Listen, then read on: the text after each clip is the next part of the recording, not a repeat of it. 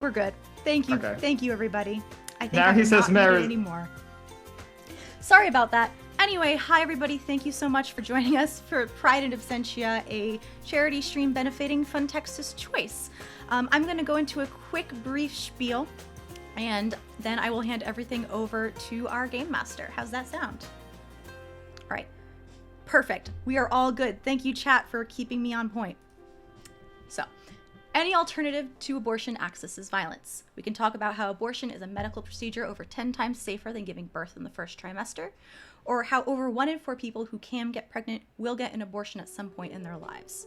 But above all that, you can't have control over your life if you don't have baseline control over your own body. Everyone deserves access to dignified, affordable, on-demand reproductive care. Since the federal government and most state Medicaids don't pay for abortions, reproductive health care is often paid for by a network of local nonprofit funds. These abortion funds help people who need it most pay for their abortions. If someone can't afford this time-sensitive health care, funds help them avoid a situation where they're spending weeks postponing an increasingly expensive medical procedure and chasing a rising price. If you have the disposable income today to donate, please feel free to donate at the donate button below, which you can put in chat by doing !donate. And if you would like to learn a bit more about Fun Texas Choice, if you put !charity in chat, it'll bring you to their website. We will also have incentives for the game, but I'm not going to go into the details on those. I'm going to let that all go over to Alex after introductions. So I am going to hand everything over to them. Hello, everybody. My name is Alex, and I will be your GM today. You can find me on Twitter at PhoenixSideSquaddle. My name is Alex. I use they them pronouns. And yeah, I think that's really about all I have for me personally as far as donations and incentives go. I believe we have a command for that. So broadly, you can pay for either a single-use magical item for an individual player or for the entire party. I have a random table of those that I am more than willing to roll on and see what chaos I can cause. I've already done that so far just to get everyone started, and there's some wild shit in there. And you can also pay to give players experience points. These experience points can be used to re-roll any die roll, their own or someone else's, and they can also be used for sort of special meta abilities called player intrusions. Finally, for context, today we will be playing a game using the Cypher System, specifically focusing on the We Are All Mad Here supplement, which deals with mental health and mental illness in the context of fairy tales. And yeah, that will be our game today. I will now pass it back to our lovely, wonderful players so they can introduce both themselves and their characters. So why don't we start with Aki? Hello, I'm Aki. You can find me all over the Twitter. Unmute yourself in Meets, sorry. On Meets too? Yeah. Oh, there, that would do it. Where am I on Meets? Meets, stop being rude, please. Yep. Is that better? Is that better? Yeah, here we go. Oh boy, yes. Hi, I'm Aki. You can find me all over the Twitterverse at Akinomi_art. Oh wow! Did I forget who I'm playing? Should I just read my whole little blurb for the character? That is encouraged, but you may keep any information you want to keep to yourself. Okay. And today I will be playing a Jolene Jawbreaker who uses any pronouns, and they are a fragment trickster who emerged from the obelisk. All right, Shadow, can you tell us a little about yourself and your character? Hello, everybody. I'm Shadow. I use she, her pronouns. And today I'm going to be playing Rufus. He uses he, they pronouns. And Rufus is a lost adept who sees beyond with a combat flavor. All right. Yep. And Danielle? Hello, my name is Danielle. I use she, they pronouns. You can find me on Twitter, just spewing nonsense at famousfighter93. I will be playing Stella. Stella uses she, her pronouns. Stella is a clumsy adept who crafts unique objects. All right, and finally, Mary. Hi, I'm Mara. I use they, she pronouns. You can find me on Twitter at Archmage of Dice. Today I am playing Red, who uses she, her pronouns, who is a naive explorer who controls beasts. And before we get started and I hand that back over to you, Alex, I just also want to give a special thank you and shout out to both Cole and Pablo. Cole has made the lovely, lovely overlay for this game, and they have also made the overlay for the next game after this. And thank you to Pablo, who literally organized this entire thing and whose idea was to put it on. So without him, this would not be, we would not be having any games today. So thank you. All right, and with that, I think we can begin our story together. Does anyone have anything else we need to do? All right, I'm getting head shakes, so let's fucking go, y'all. All right. So, we begin our tale today in the remote forest village of Old Growth. It is a small, remote village somewhere between here and there. For being so remote, this small town receives many more travelers seeking a home than it ought to, but nobody seems to mind. A distant king claims to own this land, but nobody seems to pay any attention to that. For now, we wake up on a mostly regular autumn day. There's a slight chill in the air, and you can tell that winter is approaching. But there's something off.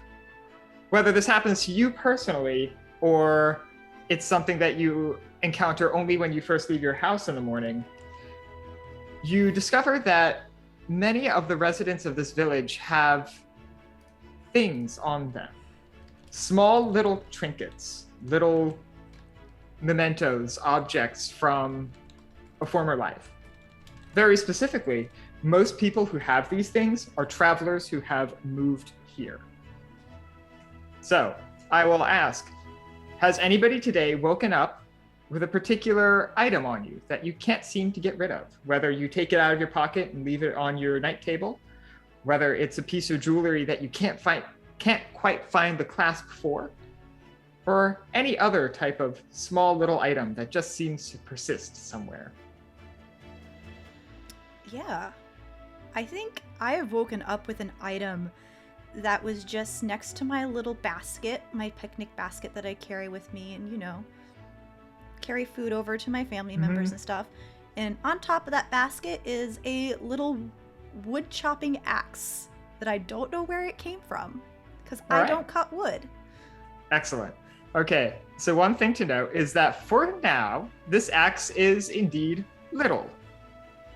That might not stay the case forever. How little are we talking? I don't know. How little did you envision it? Oh. You said little. How little? Yeah, now that I'm thinking about it, probably like perfect size for a child, which I am. Excellent. So for now, you have one child-sized woodcutter's axe. For now. For now. Should I also describe like what I look like and stuff? Yeah, why don't we go ahead and do that? We can describe what everybody looks like as you find or don't find these mysterious objects on your person. Yeah, so I am a little girl, probably like 8 years old, with brown hair and pigtails and just, the still chubby cheeks of youngness. So as I'm probably getting ready and see this little axe that I'm really confused about, I look over to my friend, a large gray wolf. Granny, did you know where this came from? The wolf just looks at the axe and looks at you and just... Oh. Okay.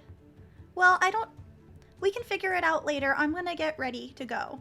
And then I'll get ready for the day, and the last thing to go on is a little half-red cape with a hood. Excellent. And this wolf, which is probably 3 or 4 sizes too large for you, just waits by the door, waiting for you to begin your day. What does everyone else's morning look like? So I wake up and I find this scarf around my neck, which actually was from my sister, Luna, who left the town a few years ago and decided to move to there. All right. And what does Stella look like? So Stella is a a gray cat. She always wears overalls because she is the she's kind of like the handy cat in the area, fixes any sort of roofs. If someone needs anything sort of built in the area, that's what she does. She always carries her little toolbox around. It's always filled with, sort of tape and other sort of things. Danielle, I have a question. Yes. If a cat wears overalls, do they wear them on the back legs or all four legs? All four legs. Okay, I had to clarify. Yes. Thank you. Excellent. Yes. All right. So yeah, you find yourself with this sort of scarf around your neck, and whether or not you try, if you were to try, you couldn't quite get it off.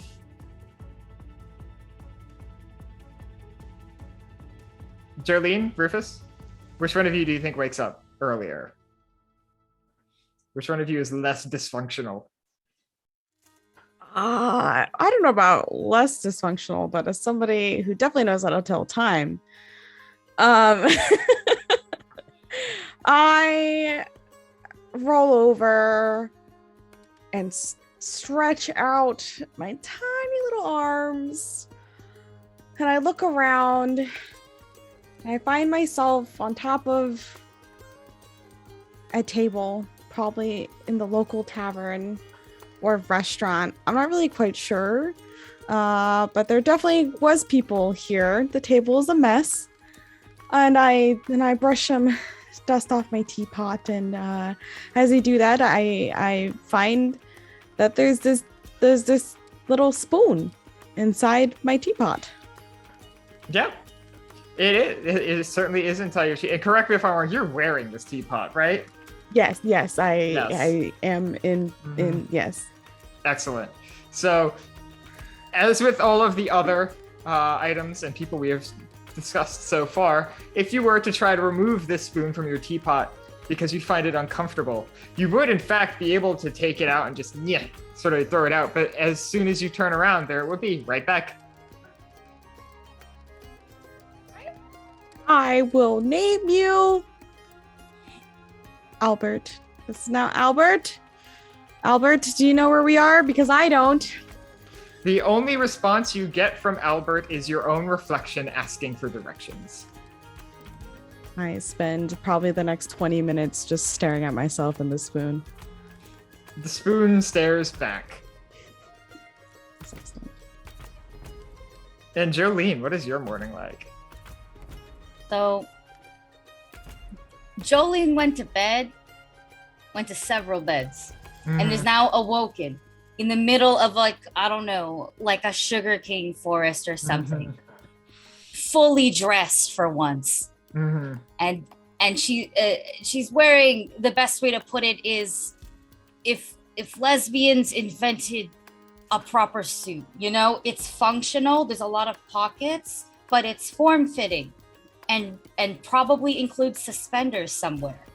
And Jolene is this dark-skinned figure with a ridiculous bob cut that then proceeds to have a ridiculous amount of, space buns, like maybe 4 going off like that in bright colors, and like a bunch of unnecessary pins, like all over. That they've collected, all over their blazer or coat, that they've collected from their many travels to conventions. And lastly, the item that she wakes up with that she did not have before are these amazing shoes that are ridiculous to wear. It's like all heel, not heel, sorry. It's all sole, like the front part is where the heel is, and then the back where the heel should be, where the support should be, is this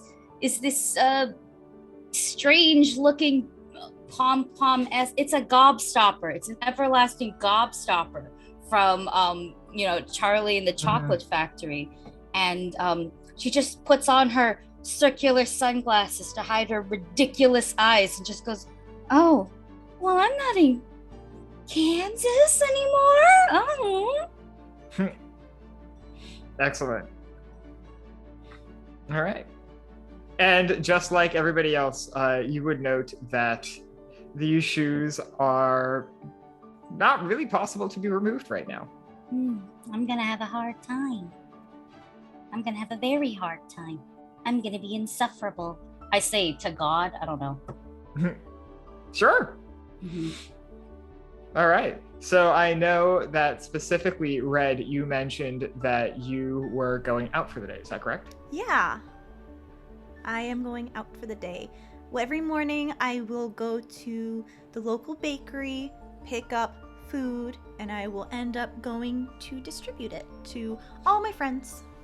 Yeah. Sure. So the bakery itself is run by a pair of those really adorable European badgers. Not the little goblin things that exist in the United States, but just the really cute ideal badger. Those are the two creatures that run the small bakery, and they greet you by name. Hello, Red. Good morning. I'm The here usual? to pick up. Yes, the usual, please. All right. Granny, if you could put it on the counter for me, the basket. Yeah, and this wolf will just pick up the basket and just trot over to the counter, put it on. It gets filled by these two badgers, and then Granny will grab it, hand it to you. Thank you. She opens her mouth as you reach for it, displaying her very large and impressive teeth. Thank you. Your Yeah. teeth are very large and lovely today. Oh. Granny sniffs and sort of nuzzles you. Okay, let's go. All right. So one thing that everyone would probably know if you decide to leave your home, or if you decide to leave whatever miscellaneous field of sugarcane you have passed out in this previous evening, you would notice, so there is this town is more or less a circle. And in the center of it, there is a large tree. And you would know that there is a gathering of people around the tree, which is not super unusual, but it's not expected for the day. Usually people gather around the center of town when there's something to do, something to say, holidays, stuff like that. For now that everyone is there, seems a little odd. Or at least unexpected for today.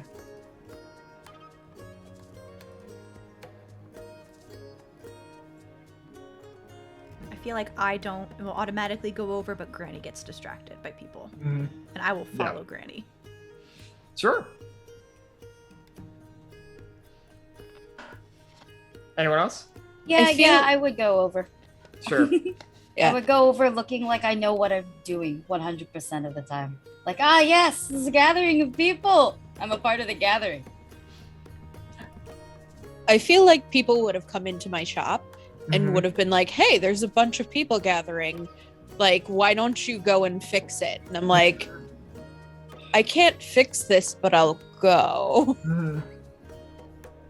And I would wander outside at some point and then see, the stream of people walking to the gatherings, be like, oh, yeah, this is the right way to go, and then just start following along with them. Sure, not a problem. So what happens is specifically, so I'll ask you this, Stella, you had 2 ciphers given to you at the beginning of this game. Do you have those on you? So I would have my spell sprite. So I would have the first one. All right, excellent. So your spell sprite is physically a spell. It is magic, but it also has a physical shape. And that shape just happens to be a pudgy corgi who sneezes a lot. Mm-hmm. And so what happens here is that as you are going there, this little corgi dutifully follows around on his stubby little legs and eventually is stopped by this great big gray wolf. And the two look at each other. They sniff basically at each other's faces and then do the obligatory butt sniff as they greet each other. And you find yourself at least watching this greeting with Red, who you may or may not know. Mhm. Hello, Red. How are you doing today? Morning, Stella. I'm good. That's good. Titus, we do this every time. You know that's Granny. The corgi just looks at you and then continues to sniff. I would like to proceed to give belly rubs. You may. If Titus likes belly rubs. Titus does loves belly rubs. Yes, absolutely. Stella, do you know what's going on? I don't, sweetheart. We can go check. Okay. Okay. Okay, and then we continue on. Yeah. Sure. Yeah. As you continue on, you would likely come across this very tall, immaculately dressed, but somehow you still know this person is a disaster, one Jolene Jawbreaker. Hello, Jolene. Hello, how are you? Hi. It's not really a how am I, but a where am I? Yes. We're in the center of town. Ah. Yeah. Oh, that makes sense with all the buildings in the circle. Mhm. And Yes. I understand. I'm following the plot. Yes. 100% been paying attention. Am attentioned. That's not a sentence. No, No, it is not. No. No. What nice No, it shoes is you not. have, Jolene. Are they new? You know, they're new to me. They're new to today, on me today. Yes, new. And who did you take them from? I really wish I could tell you, because these damn shoes just don't come off, Jolene and wouldn't I do would like that. them to come off. Jolene's a nice, responsible person. Oh yeah, As I'm full of responsibility. It's in my name. So, as Jolene says, these shoes won't come off. Red, you feel an unfamiliar weight in your picnic basket, and you open it up, and there, among the bread and the pastries and the buns, is a small woodcutter's axe. And Stella, you feel the scarf around your neck just ever so slightly more tight than you did before. Stella, do you need a new tool? I could definitely use a new tool. Oh, okay. Here. And I'll put down the basket, or ask Granny to put down the basket, and I'll rummage through it and take out this small woodcutter's axe. This can be your toolbox, right? You can use this, right? It is a little small. Oh, Where did you get a baby axe? I don't know. It just kind of showed up. Interestingly enough, as you say baby axe, Rufus, you turn and you see an axe that is perfectly adult-sized. Thank you very much. Oh, well, that's a really nice axe that you have there. Oh. Thank you, Rufus. Good morning. Hello. Good morning. Rufus, you should really be careful. There's a lot of people that are, bigger than you.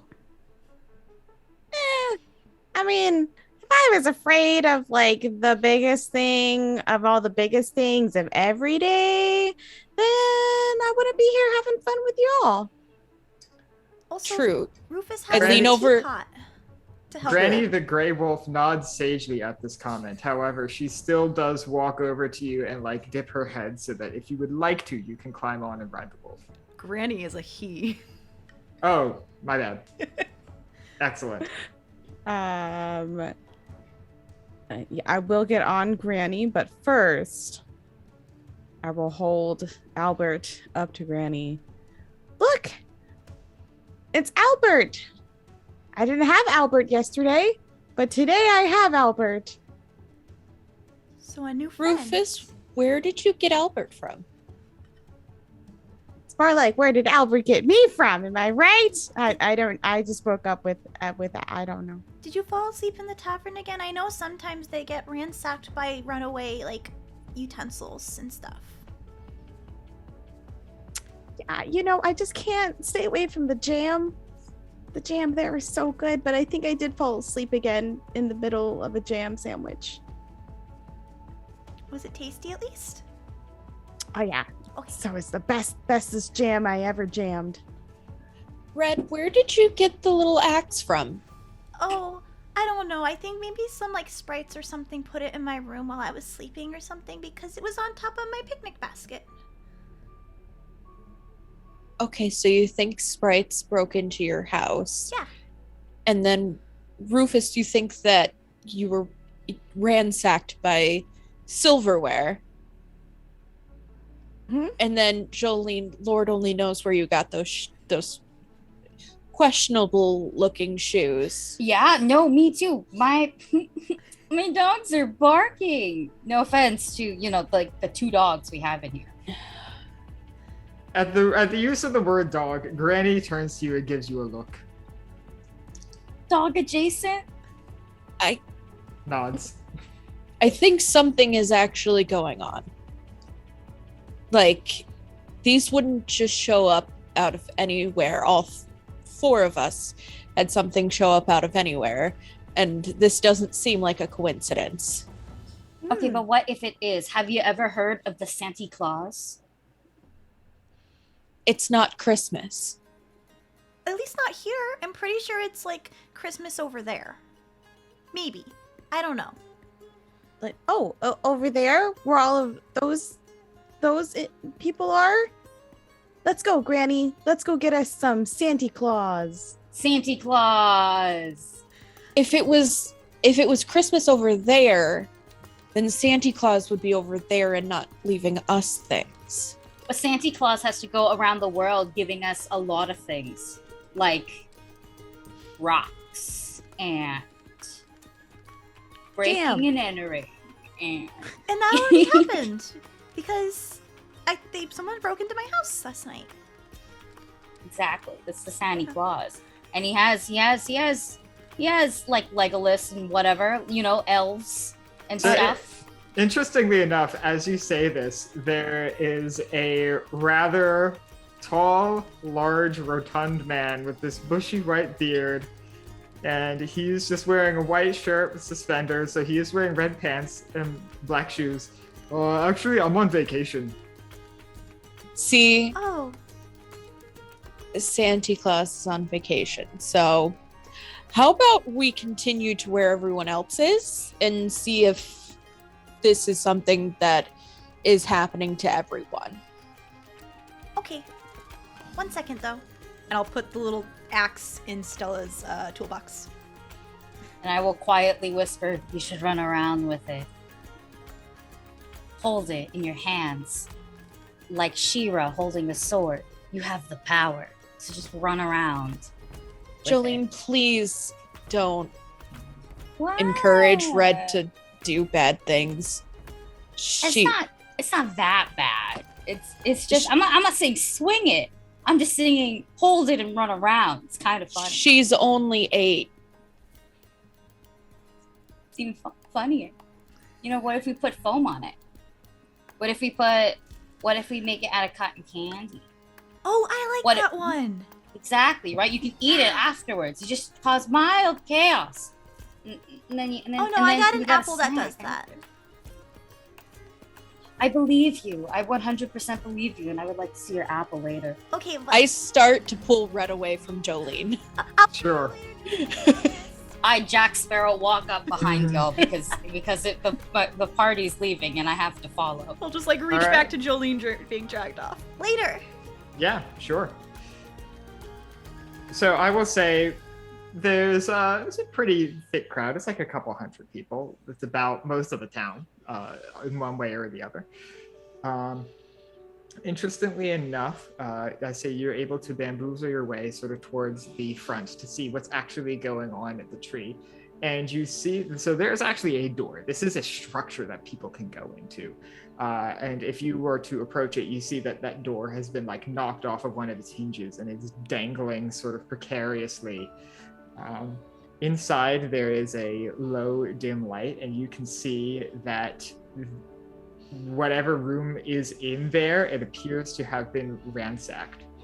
All around you, you see people just like carrying things, or they just have things on them that like you wouldn't like expect to just randomly carry.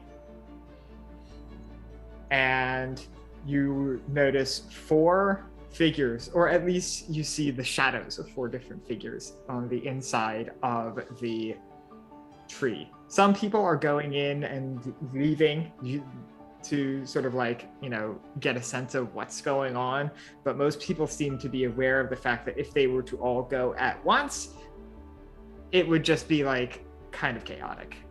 You get 200 people asking maybe 4 or 5 what's going on.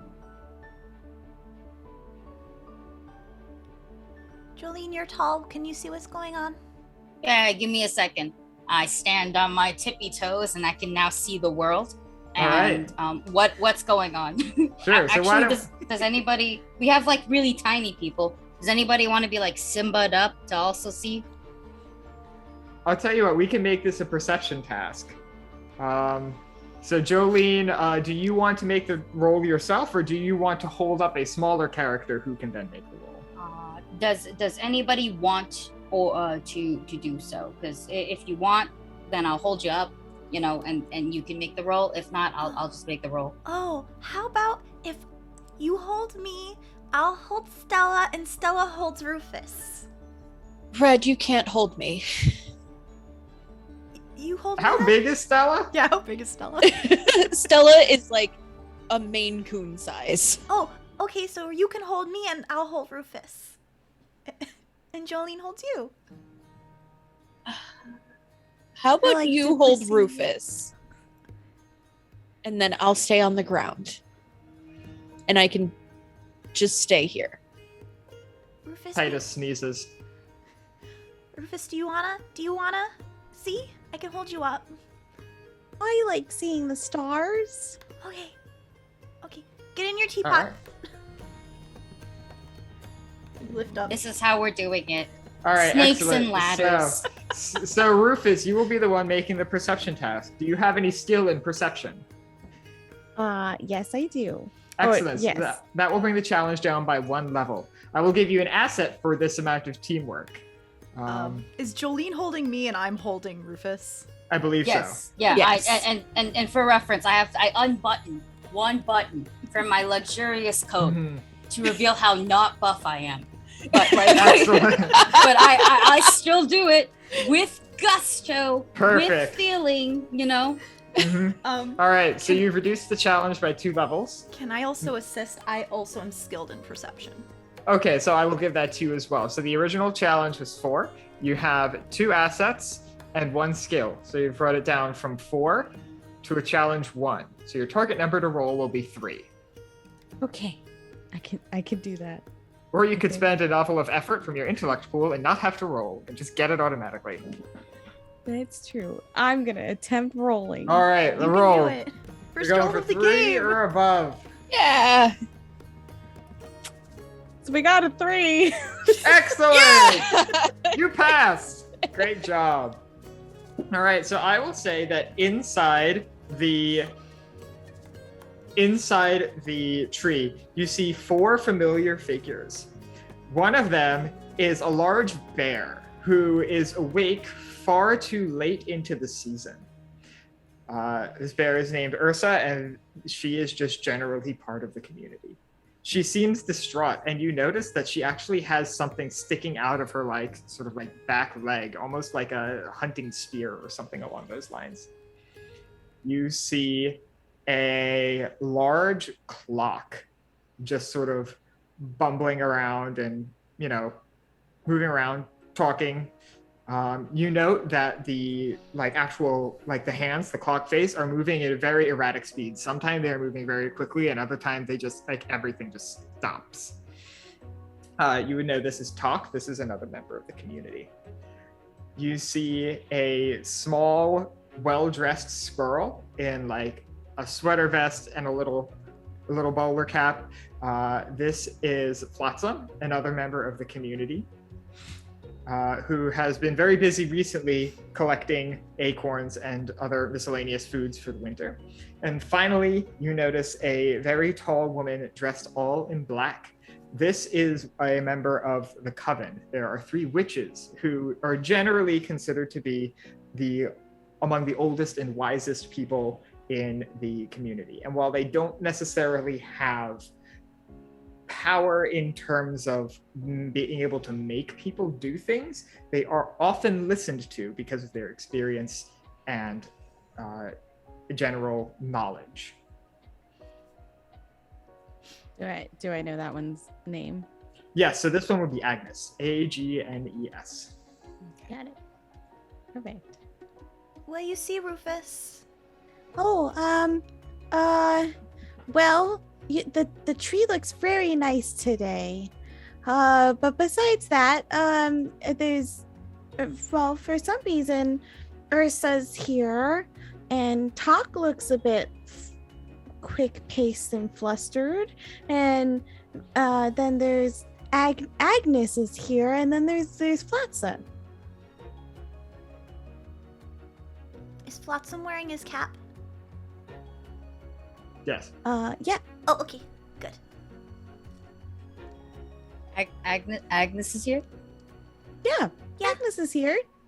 Nice. But they don't necessarily look okay. Oh no. Perhaps we should I see. go. I'll tell you what, Mare, how would you like an experience point? Give it to me. All right, who would you like to give your second experience point to? I'm just gonna roll a d6 to see. All what it'll right. be. For those of us at home, this is what's called a player intrusion, where I complicate the story, and in doing so, I give my players experience points. And that is the bargain that we make. Shadow, it goes to you. All right, so in this exchange, Mare has gained 2 experience points. Their character gets to keep 1, and they get to hand out another to another player. And so as you're debating this, as you're like holding each other up and sort of like considering what to do next, Granny, he just starts fucking going. Granny, no. He's just like casually walking like straight up to the sort of door on this tree. Jolene, you gotta put it. Oh yeah, no, I got you. I'm okay. I go from Simba to just like properly carrying a child safely. Like not whatever this was. And I'm going after Granny. I'm assuming we are also carrying Rufus in the pot, and I will do my best to be like, Stella, let's go, we're going. I don't know where we're going.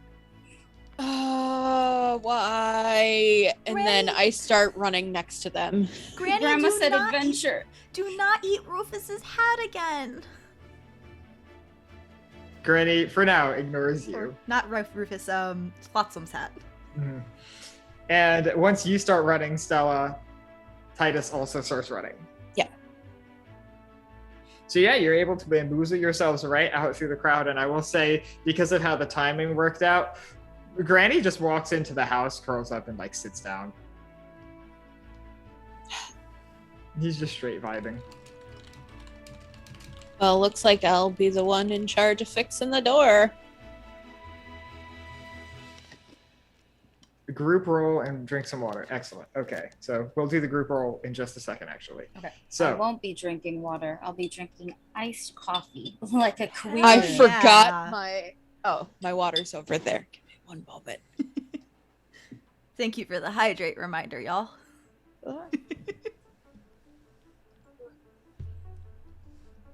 all right, so as you approach the tree, you are greeted by all 4 people in here.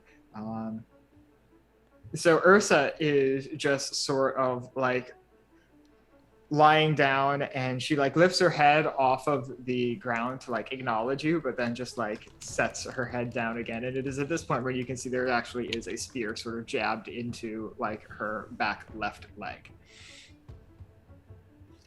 Talk is sort of trying to assess the damage,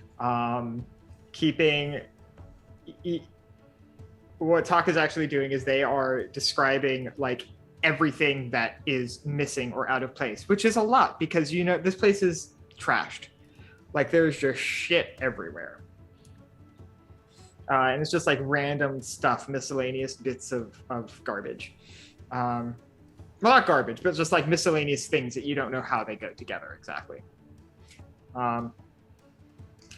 Flotsam, for his part, seems to not be fully engaged and is actually distracted and will come in every once in a while, talk, and seem to like, sort of engage and is communicating with everybody about the health of the tree itself, while also very distractedly like going outside like every couple of minutes to like scrounge for acorns and stuff. And Agnes is right now writing things down that Talk is mentioning are missing, and is just overall seeming to take stock. They all sort of greet you as you come in. Agnes, for her part, she seems to take up the role of leader, at least in this situation. Hello, everyone. Good day. Morning. Good morning. Jolene, you It can is put me down a now. morning. Oh, yes, child. And I put you on your feet. I'll put Rufus back on Granny's head if he has stopped. Agnes sort of like lowers her paper and just like raises a hand to like sort of like, like just pinch the bridge of her nose for a second. And it is at this point where you notice a bracelet you have not seen on her before. It's a small wire bracelet attached to which is a broken key. You see two halves of a key sort of dangling from different points on this bracelet. So I ask her, did that just show up this morning? Pointing at the bracelet. She like looks down at it and like you can see she is seeing something that's not there. I haven't seen this for a long time, but this morning was the first time I've seen it since. Yeah, it seems like everyone has found something today that either they haven't seen in a while or have never seen. Yeah. For her part, Ursa sort of like tilts her head back towards the spear. Or something found me. So what seemed to happen in here? I think someone took something. I think someone took something that belonged to all of us, and part of that is why these, and she shakes the broken key, have begun appearing. That's not very nice. No, I'm afraid it isn't. Can we ask for it back? We could, but we would need to have people follow them. Do we know where they went? Rufus, you're good at leading people, right? Yep. Rufus, are you telling the truth? Nope. All right, do you want to roll for deception on that? Sure. All right, sure. So I'm gonna say this is a challenge 3. Everyone is fairly distracted. Okay. I have an inability in seeing through deception. All right, sure. So that might affect you, but for the NPCs, Yeah. are you gonna spend any effort from your intellect pool to reduce that challenge? No. Perfect. Okay. Not right now. All right, excellent. What is if it's a 3? Or no, Yeah, sorry. the challenge is 3. So target number would be 9. Okay. Oh, I got a 17. Excellent. That'll do it. So no one seems to challenge you on that. Perfect. Um, And I hold up my spoon assertively. that seems new. His name is Albert. Right? And where did he come from? No idea. I think I woke up in the tavern. I had a night of jamming, and then I woke up, and then Albert was in my pot, and then we got to talking, and now we're here. Interesting. All right. Now, do we know what was taken from us? Because it doesn't seem like anything was missing from my perspective. Like, I wasn't missing anything. And I got something I've never seen before. Is it money? It is Oh. not money, no. Okay, because I'm trying to think of what do we all have? What does baby, mouse, cat, and whatever I am have in common? And I'm like, capitalism, financial gain. I don't know. I don't know. You give kids allowance, and you give a mouse money. And Stella is a hard-working business owner. You better give him money. And I I have money, I think. People should just give you money. Exactly. Yeah. I feel like Jolene isn't responsible enough for money. I am so What? responsible for money. Look at this. Look at this. I don't know what I'm. This, me, yes, this. You display I a have money, I you dis- think. you display a very excellent suit that shows all of the wear that sleeping in a sugarcane field might put on a suit. That's right. I pull like a tiny piece of candy out of your hair. It comes with snacks. Look at me caring for the team. I'll take that, Stella. No, it's dirty, sweetheart. Dirt Making never sure killed anyone. all my favorites are fed. As you say, it's dirty. Talk sort of looks up. You don't know where that's been. I have been in the woods, and that is all I care to recollect at this time. See? Yeah, no, we don't know where it's been or who it's been in. Why do you say it like that? Why do you say it like that? I was on the good side of the woods, okay? There was no bigger wolves dressed as grandmas, or bigger wolves blowing down people's houses, or bigger wolves singing. I would like to say, our first Wolves. donation for XP was said to give the XP to the first person to do something gay, and I feel like Jolene is just all. Yes. Yeah. Okay, Yeah. fair. So Jolene, you may take an experience point. From a lovely TF Swaggins. All right. Thank you. And I will say that sort of as you're having this conversation, just all of the other people in the scene, they're just looking at you, just what are we witnessing here? In any case, Agnes does sort of step forward and sort of a break in Jolene's monologue. No, I don't think we're missing money, and I would rather not discuss the pros and cons of giving Jolene financial power. But I would simply buy a house and a lot of goats and become a goat farmer. I don't know how to goat or farm, but I'll figure it out. That is good to know, I think. No, I'm afraid, I think... And she goes through the list one more time. We're missing something that is not... Well, it's hard to describe. I think the best way to put it is that we might be missing our pride. No. Who would take that? I don't know.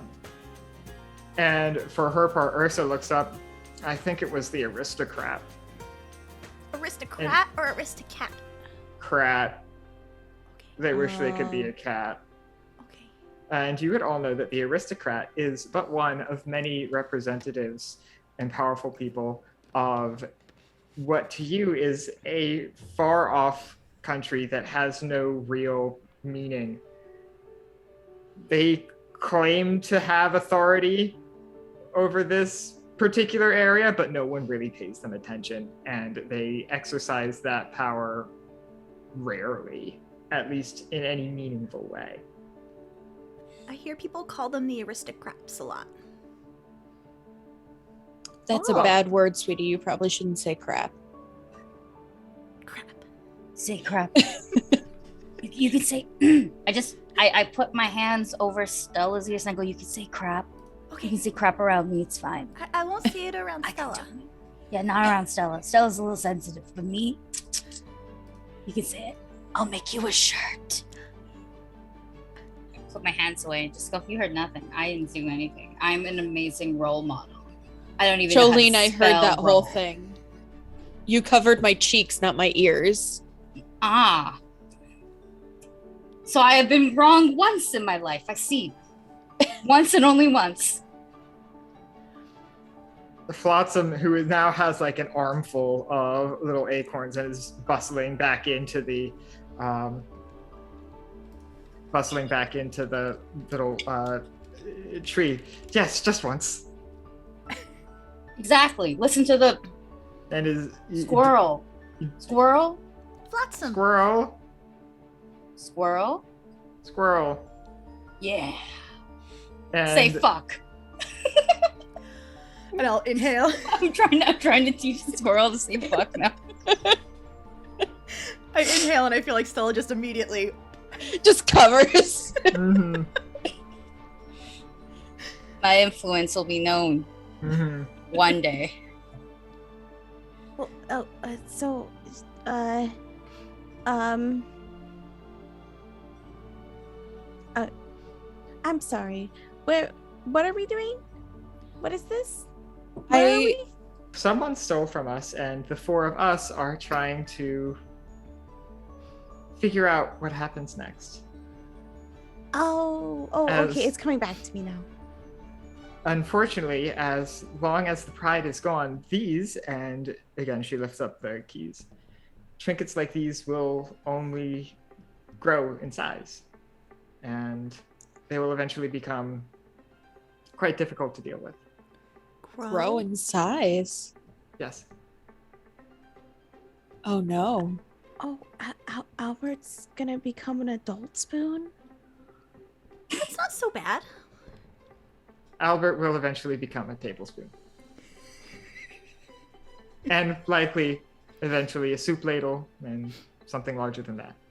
It'll become Am one I of like- those spoons you hang on the wall. Am I like Albert's dad? Yes. I don't know exactly how that works. But Oh, Albert, did you hear that? Well, I gotta teach you everything now. Stella, Okay, Albert, say crap. Stella, maybe I should put it back in the my axe back in the basket, and then Granny can carry the basket. And I look over at your toolbox, and it's probably not there anymore. Yeah. oh no, like yeah, it's certainly not It's- there anymore. And if you were to pick up your Oh. basket, you would notice an unfamiliar weight in there, Oh, never mind. Yeah. and a slightly larger child's axe. Oh, I don't know. I don't think I can carry this. Oh no, I can carry it. Okay. So, how do we find these aristocrats? Well, there's only one road in and out of town, and you could perhaps go that way and see where it leads. Well, I say that we go and try to get our pride back. That's the only way. Are they closer to here or there? I think they're a little closer to here. Okay. And you Well- know that here, paradoxically, is further away than there. Yeah. That makes sense. I really wanted to go to there. Because both here and there were named by the people from here. It's better than everywhere. So it has been said. Everything, everywhere, all at once. All on a bagel. Let's go. Yeah. I say we go. I grab my toolbox and head out the door. All right. Oh wait, do we need like a map or like a talking backpack or just I'm afraid I can't offer you maps or talking backpacks, but there are a few things that I can give you. It is at this point where we will redeem some of our Cypher donations. So, inside there's like a little like a knot or a burrow on the inside of this tree, and Agnes just sort of like presses her hand and then just like sort of gently pulls it open, and inside you see a small assortment of things. So you see a small bowl of porridge that appears to be just the right temperature. you see, weirdly enough, a really mischievous grin that's just floating in space. You see a shining like jewel or diamond of some kind. You see a large walnut. So that was 4. There is a small bottle. Inside is a pink liquid that just says, "Drink me." Oh. And then finally, there is, where did it go? Bitch, there's a lot of these. Here it is. A small wax figure that is adorned with flowers and herbs. Okay. Mare, what time do we break? 2:30, so 1:30 for you. 1:30 for me. Okay, excellent. Yes. Yeah. So I will guess I will start by asking, does anyone have any ciphers they would like to trade in? Because you all started with some. So I will go into my basket and pull out a chunk of regular looking wood that smells, feels, and sounds like wood, but it does not taste like wood. Usually I use this to play fetch with Granny. However, I'm going to take the axe and kind of like write on it the word cart, and I'm going to throw it. All right, sure. And what does that do? It will, writing whatever you write on it, causes the wood to become a living version of that word.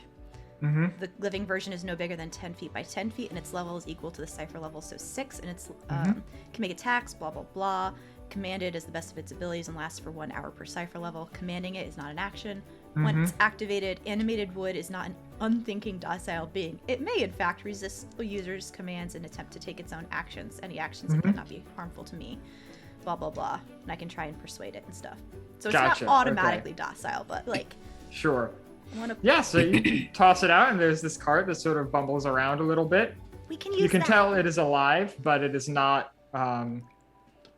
strictly, is not like sentient, perhaps. We can use that to travel. That's a great idea, Red. Thank you. I'm gonna go into that store of things that Agnes procured. Sure. Okay. So the porridge, it is a healing item. The floating grin, you can summon a gray Cheshire cat. Let's see what else. Drink me, that reduces you to half your current size for 1 hour. No. Micro Rufus. No. What were the others besides those 3? So there was a walnut that opens to reveal a stunning or spectacular ball gown, evening dress, or tuxedo. It is a perfect shape, style, and color for the person who wishes to wear it. It eases all tasks involving charm, persuasion, and etiquette for 1 hour. Afterwards, you can still wear it, but it has no benefits. And a jewel? The jewel, let me scroll up. That was up.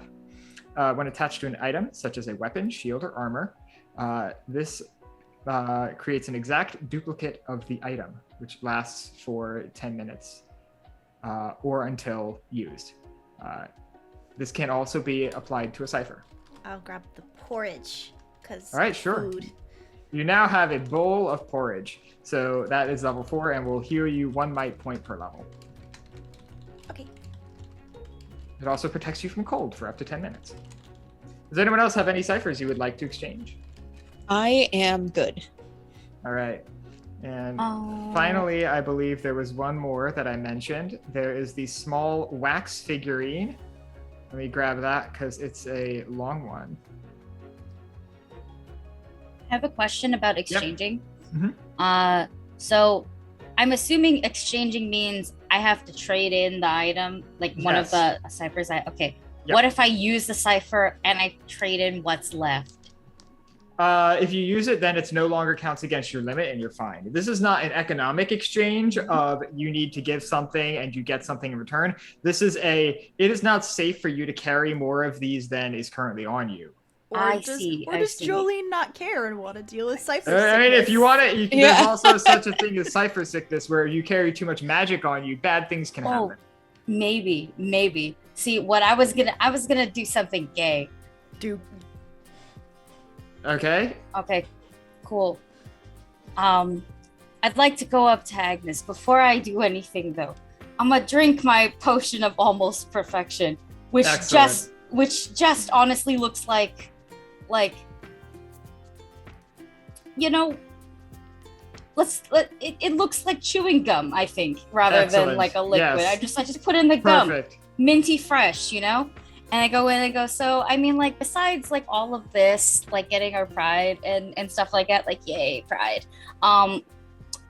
What if, respectfully, as a reward for doing a job to some form of completion, we get to go out on a date? And I know I'm probably gonna have to roll, but because I took that potion, it becomes a natural 20, and you can do whatever you want. Yeah, I was going to say, if I recall correctly, I get a GM intrusion out of this. You do, yeah. Okay. No XP is awarded. I get a natural 20. I just wanted to ask out a hot witch. and that's a Yeah, sure. for a natural 20. That is, but it's also it's a really interesting GM intrusion.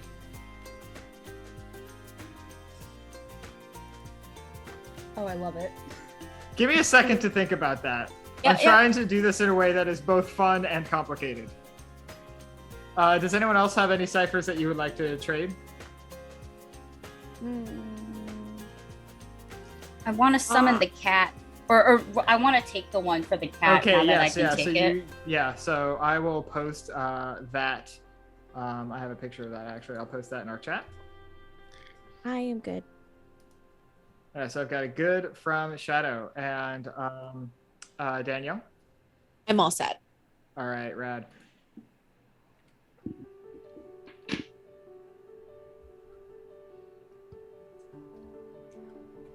All right, so I posted a picture of the thing for what that does in our Discord, so you can have that for reference. And I will tell you what. Agnes sort of like nods as you give your proposal and you reach into this sort of like alcove and grab this disembodied floating grin and put it somewhere on your person. It becomes another pin onto my Excellent. coat. Well, I don't see why this has to do with you leaving the town to look. I would have said yes regardless. Ah, But all I right. see. Nice. Look, I didn't like where my chances were okay. I'm wearing these shoes, you see, and I don't know. They hurt. I'm afraid that will get worse if we don't deal with this. Oh no, no, that's why I'm okay. I'm going with them, you know, to mostly get these shoes off my feet. And Fair enough. yeah, look at that. I'm usually more charming. I swear to God, I'm a speaker.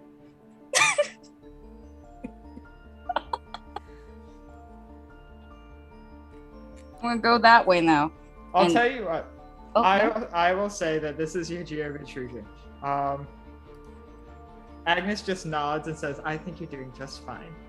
And because of this, I will say that Jolene might feel perhaps flustered or distracted for a while because of this interaction, and you are now hindered on persuasion tasks for the next interaction that you have. Is that fair? Yes, All right. I'm totally fine with this. All right. I changed my mind. And I imagine that Rufus would legitimately be like, "No, I'm okay." Start walking away, and then be like, "Actually," Mhm. would come back. Can I have the one that looks like jam? And that would be the one that says "drink me." Yes. Are you gonna leave anything behind? Oh, Yeah. Here. How about this? And I'm gonna hand over the little cat amulet. Sure. Yeah. But like, hold on to it, cause like I'll I come will. back for it one day, if I can find it again. Mm-hmm. All right, and we just had another. Cypher roll. Yeah. We just had another cipher roll. So I'll give that one. I'll put that one in later. Okay. All right. So yeah, are you all ready to set out? Do you have anything else you'd like to do in town? Let's go. All right. So, true to what she said, there is in fact only one major road in or out of town. And you are very easily able to get onto the road. Interestingly enough, somehow, it appears that many townspeople actually noticed that you appeared to be pursuing something like this. And there's like a small, like, little group of people just sort of like lining the road as you leave, just sort of saying goodbye, offering you little snacks and little just things for the road, things like that. Does the cart let us ride it? The cart lets, I would say, either you and Rufus or Stella and Rufus ride it. But it's not like, how big is it again? No bigger than 10 by 10. Wait, hold on. The 10 by living 10 is the living big. version is no bigger than 10 feet by 10 feet by 20 feet. Sorry. That is pretty big. I would say, yeah, you could probably all fit in. It'd be a squeeze, but yeah, sure. Okay. Ahoy, There's just cart! sort of Ahoy! bumbling down. It's such a good cart. I know. Doing such a good job. I know. Should we Bumble, name the bumble, cart? bumble. Oh. We should name the cart. Oh, that's, yeah, I agree. How about Cedar? That is a great name for the cart, especially since it's made out of Cedar? cedar. Yeah. Yeah. That's what I thought. As you're having this conversation, there's like a beaver who's like walking, like it's sort of in a similar direction to you, probably off towards the river where he is maintaining his dam, and he just looks, well, I would have suggested Carter. He just keeps on Oh, going. that's good too. It's named Cedar because it's a 4-seater. Oh, Excellent. Carter can be its middle name. Cedar Yeah. Carter Wood. Perfect. Yeah. Look at that. I'm an innovator. Ah. You're so smart. Thank you. You're so talented. Oh, How'd you get this cart? I don't even know. I used my dog's fetching stick. Granny looks at you when you say dog. Sorry. Dog adjacent. I used Granny's fetching stick. John. If not puppy, why so petable? You know? Yeah. All right. So it is not long, maybe a couple of hours or so, through a relatively well-known and safe part of the woods before anything truly interesting happens. Of course, as you're going, there's plenty of sights and sounds and good conversation and just fun things to keep you occupied. There are miscellaneous birds which say hello and greet you as you pass.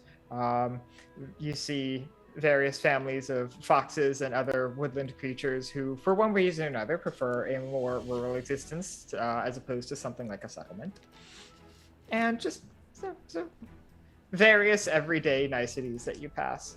And it is eventually probably far beyond where any of you have traveled to in a long time. You come to a place where the earth itself begins to start dipping down, and you know that in this direction there is a pretty steep, like, river gorge in a way. There's probably like a decent drop off that's like a short distance, which is somewhere between 10 and 50 feet, depending on where you are in the, sort of terrain and topography that goes over a river that moves by fairly quickly. And so it occurs to all of you as you're kind of like, wait a minute, this might be difficult to pass. And as you're proceeding down the road, you actually do fortunately notice something that has appeared here since you would have last taken this road. A large stone bridge is sitting peacefully in your path. Oh, good. We should check for trolls under the bridge before we go. Oh, yeah, they like to live there, don't they? Yeah, and then they ask questions and all this other stuff, so let's go ahead and check real quick. Sure. So I'll give this one to you for free, since you you have predicted what might happen with a bridge in the woods over a river. So as you approach, Cedar does indeed slow down, but you hear these large thump, thump, thump from sort of further off in the woods. Oh wait!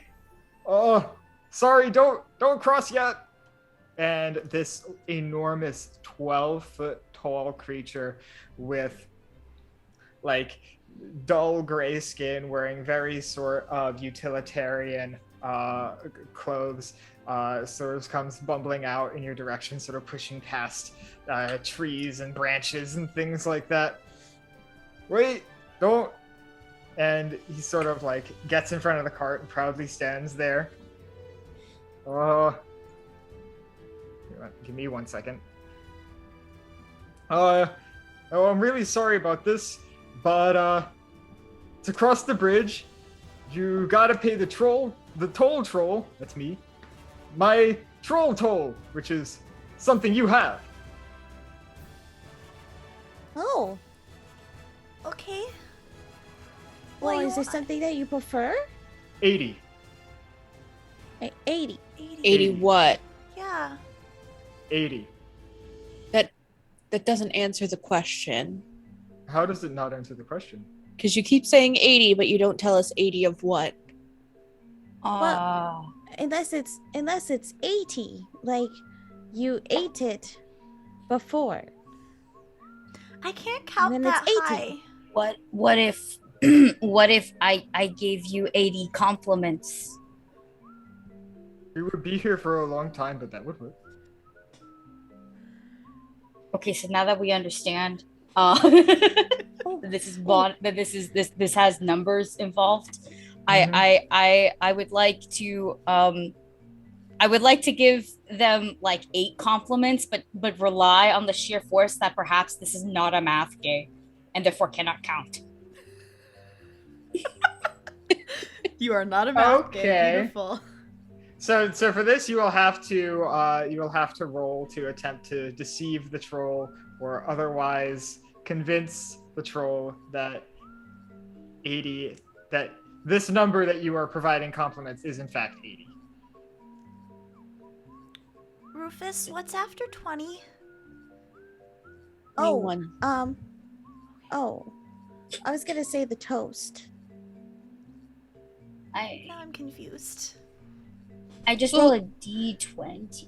So Correct. you can roll. Do you have any skill in persuasion I or deception? believe persuasion, but I do Okay. have a penalty. Yeah, so that because would of- cancel out. No one is helping you on this lie, so the only other thing you could do is you could spend effort from your intellect pool to reduce the challenge. You do not yet know the level of the troll, so you do not yet know the level of the task.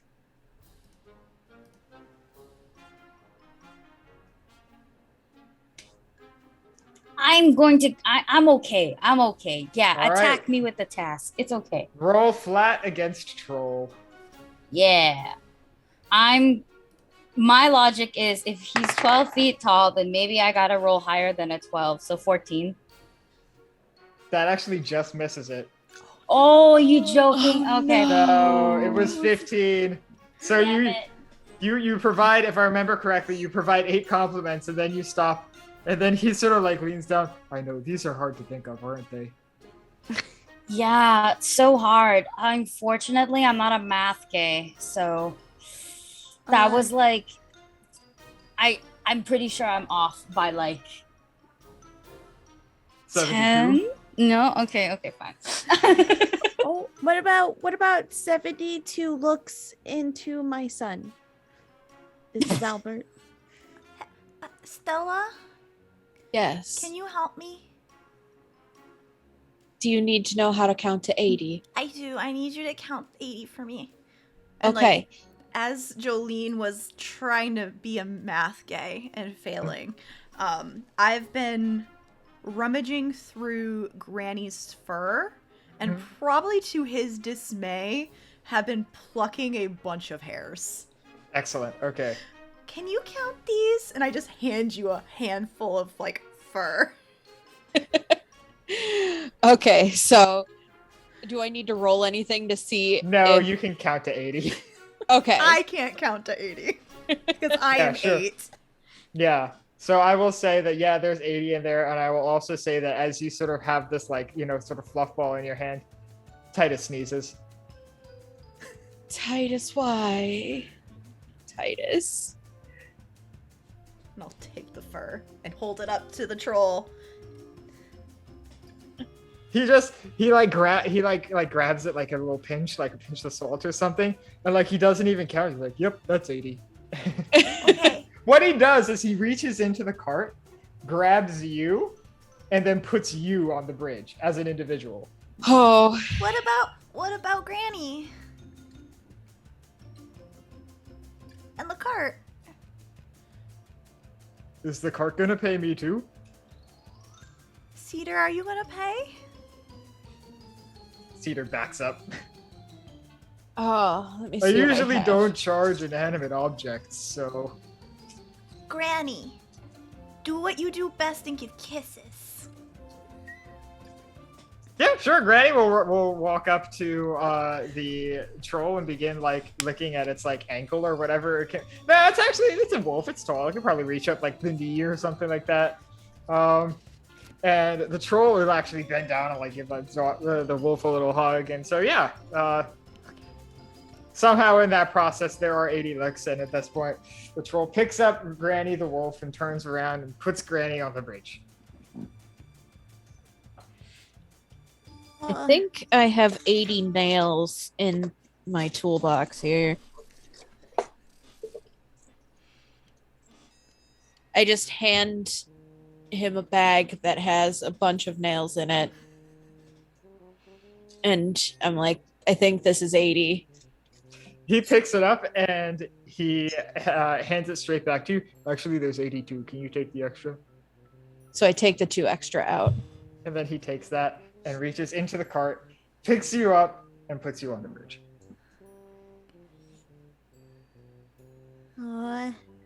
Okay.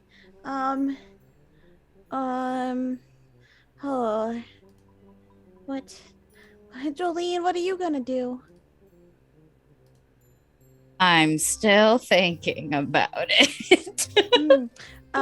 Maybe we could do. What about 80?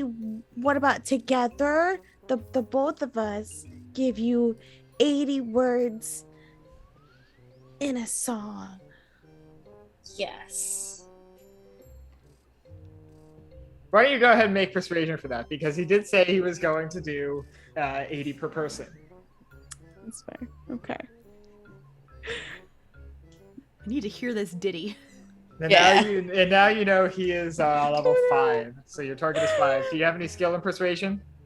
No, I do not. All right. Would you like to spend any effort from your intellect pool? If I'm in on this, can I help? I would say yes normally, but you're still hindered on persuasion. Remember, you're That's true. hindered for the entire like next encounter, so to speak. Okay. I will spend the effort from the intellect pool. Sure. All right. You brought it down by 1 level. Oh no. Okay. Oh, okay. XP What is can it? be used to re-roll. XP can be used to re-roll. Yeah. You can also take, if you have the Cypher book open, you can also take a quick look at your player intrusions, and you can spend an XP to trigger one of those. Or you can look at your abilities or do whatever you would like. I'm gonna spend my XP to reroll. All right, sure. Your target number is still 12. Okay. Come on, 12. Oh, okay. That was an 18. He sort of looks at he looks at all of you. I suppose I could give you a group discount.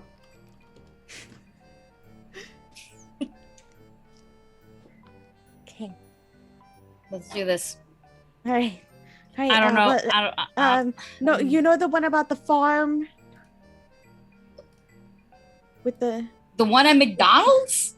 yeah. Oh yeah, no, I was just gonna steal from Dora. Okay, we can do that one. Well, we might have to do both. So Okay, well, let's steal from McDonald's first because they're a corporation. We don't like corporations because we're gay. And then we'll steal from Dora, who it's a little sus to steal from a child, but that child's been like 5 for 10 years, so it's okay. It's like Pokemon. Yeah. They get it. The audience gets it. All I right. point to the air. Mm-hmm. Yep. I love the audience. They clap at everything. Exactly. Is that where that applause comes from sometimes? Yep. Now you're Yeah. getting it. Oh. Yeah. Okay. The toll troll looks at you confused. It's okay. It's an inside joke. You know, for our group chat. But we're all Yeah. outside. Yeah. I know. What's a group chat? The group, us, chatting. But you're outside too. Oh, but then you're part of our group chat now. Exactly. Okay. I thought it was an inside joke. Well, the inside joke was a part of the group chat, you see, and now that you're a part of the group chat, you can get in on the inside joke, and the inside Stop joke is confusing the troll. How can the joke be inside if we're outside? metaphorically. It's That's a big word. inside the circle of friendship. Well, there's no circle. It's more like the cart of friendship. We I can't fit gotta in that cart. we gotta go get the pride back. Oh, yes. You're okay. right. You're right. Thank you. Keeping us on task. Thank you. Song time. But we won't sing because Yeah, I was gonna say you don't actually have to sing. I will say that you can come up with a Sing. song or two. And I will say, I'll tell you what, you were like maybe like 2/3 of the way through the first song, and like as soon as you hit like just some random word where you're not expecting, which was like stop. That's 80. Is 80? That's 80. oh, Awesome. okay. It's great. And the troll goes back under the bridge. If you are to look and follow him, you see this small collection, like assortment of things that you assume there are sets of 80. And interestingly enough, you see one piece of white paper that just has the letters AD written on them. 80. Could've. See, could've I just said wrote- 80 like you ate it in past tense. We could have just wrote 80. But a song feeds the soul. Okay, let's just go while we still To the can. pride. We're never gonna get this thing back. We're just gonna be like, Mhm. "Where's the pride?" The pride will be like, "Here." You're gonna Wait, get lost I along have the to way. leave. I have to leave with these fuckos. Mm-hmm. All right. So yeah, I will say that the toll troll bids you farewell and allows you to, sort of continue to ride your cart. What happens next is that as you pass over this large and rushing river, where it occurs to you like it might have been a good idea to engage with the toll troll because crossing that river would have been a bitch. That's a bad word. Yes, it is. As Red acknowledges the voice of the narrator. Dude, look, no, I told you, I'm such a great role model narrator. God, Alex, all the many names that God goes by. I'm gonna turn this little Red into little God. It's gonna be great. Excellent. Beautiful. Absolutely. Next line of beautiful. tricksters. Mm-hmm. One thing that does happen, actually two things that happen. One, you have a new passenger in your cart. Grab this. From somewhere, you are not entirely sure where, you find a small jar. And inside that jar is a small little spider. And if anyone would like to pick this up, this will be another potential cipher you can carry. You will again, though, have to potentially abandon one of your own ciphers if you want to remain safe to carry this one. And I really want to carry a little spider. Granny, I want to carry. do not eat the spider. Granny looks at you, clearly not enjoying the directive you have just provided. For those in the audience, the spider sets up a web in a nearby corner for the next 10 minutes. The web catches thoughts, secrets, and information about the general area. Up to a square mile, including creatures, people, weather, or goings on. At the end of the time, the user can read the web, gaining the answer to a number of questions equal to the cipher's level. In this case, that would be 6. The questions must pertain to a specific area and be simple enough that a spider can answer them in 3 words or less. Beautiful. I want to keep it. All right. I want to keep it so bad. Do you have anything you'd like to give up in return? You guys want it to rain? Or we can... I like rain. Or we can just let the spider set up in the cart. That's true. We could let it set up in the cart. Are we okay with that? Because I'm like so okay with that. I pull out a old like book out of my toolbox and I throw it out of the cart and I put the spider in my toolbox. Excellent. Okay. Thank you. You get rid of the boundary, the sleeping boundary? Yeah. Excellent. Okay.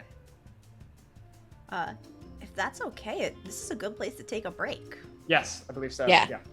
Okay, everybody, we will be back anywhere between like 5, 10, 15 minutes. We'll be back soon. So everybody, please stretch, hydrate, pet your pets, and we'll be back soon. Bye.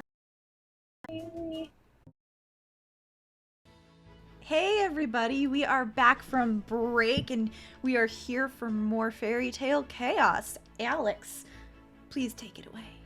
All right. So last we left off, the party has learned that someone, presumably the aristocrat, one of many leaders of a far-off nation, has invaded the village, which the player characters call home, and stolen an item that has only been referred to as their pride. Until that is returned, the mysterious objects with which the PCs and their fellow villagers find on them will only grow in size and potentially cause them many problems, as these objects which they cannot get rid of nor escape will continue to grow larger with every passing moment. How big is all of it right now? That's an interesting question. So for the axe is probably full adult size axe by now. The teaspoon is now probably about tablespoon size. The shoes are like 2 sizes too big, very awkward to walk in. And the scarf is really quite large. I have a question about the shoes. Yes? From my understanding, they're growing like this, right? Like wider or whatnot, or longer. But could they also be growing like this? So now I'm ridiculous? Yes, actually, yeah. So like for you, that's how they're growing, because you can't get rid of them. You can't get them off. So the only way they have to grow is up. Beautiful. I'm becoming too tall. Can't believe I'm saying this. As someone who's 5 foot in the real life. Damn. So as that has happened, you have decided to leave your home village and make through the wilderness in the direction which the aristocrat most likely traveled in, given the fact that there's only one road in or out of the place you live. In your journey, you have so far encountered the toll troll, the builder of a mysterious bridge in the middle of the woods, who insists being paid in increments of 80 anything. And after paying him the requisite number of things, he has permitted you to pass undisturbed over his bridge, and you continue into the woods. Now, at this point, something interesting happens, because as you pass over the bridge, you notice that the forest becomes a lot thicker. So at this point, you are passing even beyond the sort of outskirts of old growth where you come from, and you are now in more or less wild country. The road it doesn't completely stop, but it becomes very difficult to follow. The foliage grows thick and difficult to pass, and I will say it is probably an hour or so after passing over the bridge that Cedar, the magical cart, which Red created, has really become functionally useless. This terrain is just not conducive to a wheeled vehicle. Can you turn Cedar into, like, Machete now? No, Cedar is Cedar, and Cedar came into a cart, and the cart stays a cart. I'll finish up the porridge that I got from Agnes. Put it in the cart and climb off. So I don't think Cedar can go any farther. Oh. Did anyone use or activate the itsy bitsy spider that you found in the cart? Or have you taken that into your... Oh no, Stella took that into your inventory. Yeah, he's in my my toolbox. Yep. All right, yeah. So you come to what more or less appears now to be a relatively impassable forest. It is very dense. Okay, now this is such a suggestion. Are the wheels detachable on this cart? Could we turn Cedar the cart into Cedar the boat? And we can sail on the treetops? Okay, but what if I could make it rain?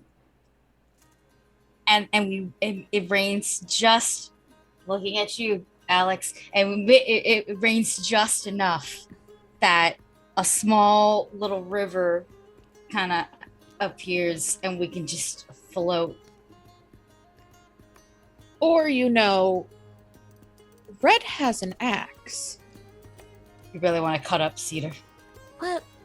No, we could cut up the foliage. Oh, that's so much. Oh, that's so. I thought you were about to make crimes against Cedar. I was gonna say, I don't want Cedar to get hurt. I don't want to. Cedar's right here. I know. I don't want to teach my son about these crimes against Cedar. These wood tree crimes. No, we could cut the foliage so we can get through. That makes way more sense than yelling for more rain. I wasn't gonna yell. I have an item. I just meant like a ridiculous amount of rain, Yeah, and then we get cold and wet. Well, you have your porridge. You'll be fine. That The was just a porridge snack. that she just ate.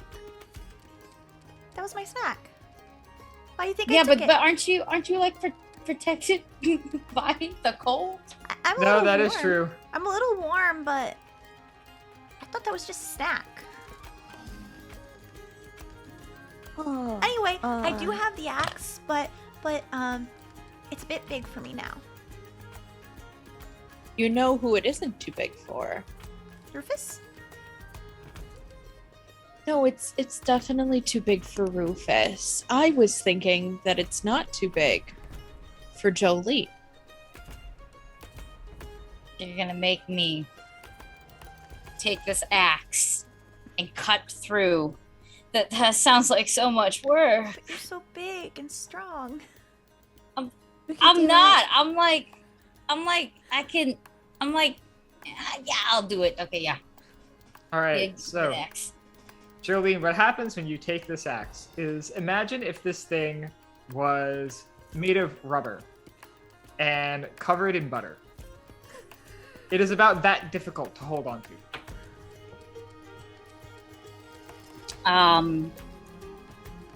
So, as we can see, I can't pick this up. Perhaps I am not worthy, like some blonde guy, with muscles. Oh, is that guy named Roar who comes by every once in a while? Yeah. Yeah, the Hemsworth. Yeah, that Yeah. one. Right Yeah. beside the Evans, one of the three Chris's. Yeah. Yeah. But it's so worthy. Yeah. Again, I'm not blonde. I'm not a guy. I'm not white. So like, yeah, none of these things are working out for me. I'm glad we're only acknowledging 3 of the Chris's. I don't know how many Chris's there are. Okay, They're unlimited. They're unlimited, right? It's Pine, the Pratt Rat. The only Evans. thing we need to acknowledge is that Chris Pine is the best one, and I will fight you on that. You know what? I'll let you have it. Mostly because Excellent. I would like to see him again. Excellent. Okay. So in any case, you try to grasp this axe, and it's not really working out for you. And at some point, I imagine you do drop it. At which point, it sort of like springs upright, bounces on like the sort of like end of the handle, and just boink, jumps straight back into the possession of Red. I guess we can just try squeezing through. Yeah, it's What certainly if- not unsqueezable. Okay, well, what if Red holds on to the axe, I hold on to Red, and we just start swinging? Oh. We tried this whole thing before. What if Red just try to pick it up? See if you can hold it. I know it's big, but Okay. just try. Yeah. I will apprehensively go for the adult-sized axe. You Just apprehensively go for the adult-sized axe. And you know what? It's like large and cumbersome and not like comfortable. But yeah, you can maneuver it easily enough for now. If there's a really big branch in the way, I will try to cut it away for us. All the while, I'm whispering in the background, do it. Don't you just want to let loose? Don't you just want to snap a little bit? Do it. Do it. Start running, swinging, chuck it, chuck it, chuck it, chuck it. See if it comes back to you. You are worthy. The Thunder God. I like how the captions is doing that all in caps. The captions knows. It knows. I'm just gonna start walking. I'll Yeah, just start let's walking. let's just go ahead and start walking through, and then Red, if you see anything in our way, just go ahead and chop it, okay? And every once in a while, chop at something random. It doesn't have to be a branch. Sometimes I chop something. I'll give Cedar a few pats. Say, good job being a cart, Cedar. Go explore your dreams. And then I follow everybody else through the brush. Cedar rolls back in the direction of the bridge. So, this is relatively difficult to maneuver for a variety of reasons, one of which is that it's actually difficult to navigate just on like a strictly like where is point A, where is point B level. And another thing is that as you go further into this section of the woods, you hear more and understand less. So what I mean by that is that back near your home, you would be able to hear bird calls and say, oh, I know, I've heard this sound before. I know what kind of bird that is, or at least I know this is the kind of bird that lives around here, or something along those lines. They're familiar noises. Here, there's more going on in a way. So you hear more, but you're familiar with less of it. So that is another aspect of this location in which you find yourself. So how would you like to progress through the deep woods?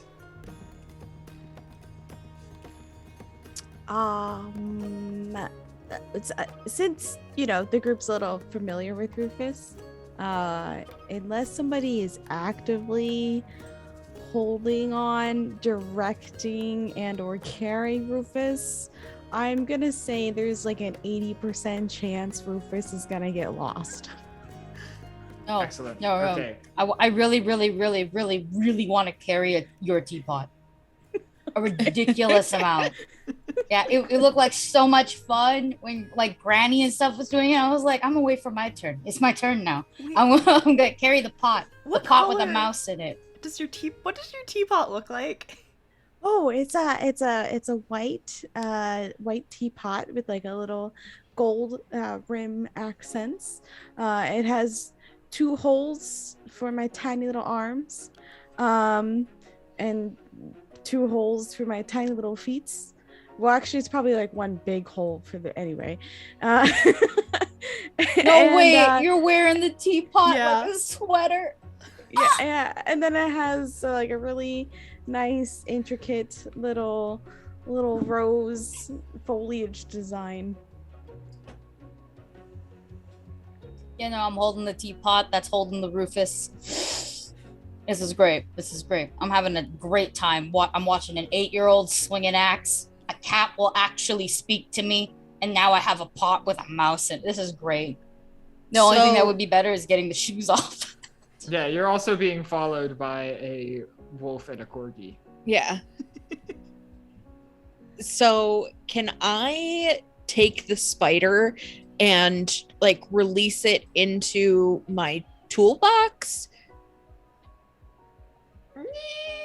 Sure. And I'm assuming you're trying to get information about the area you're in, not your Yeah. toolbox. Okay. Yeah.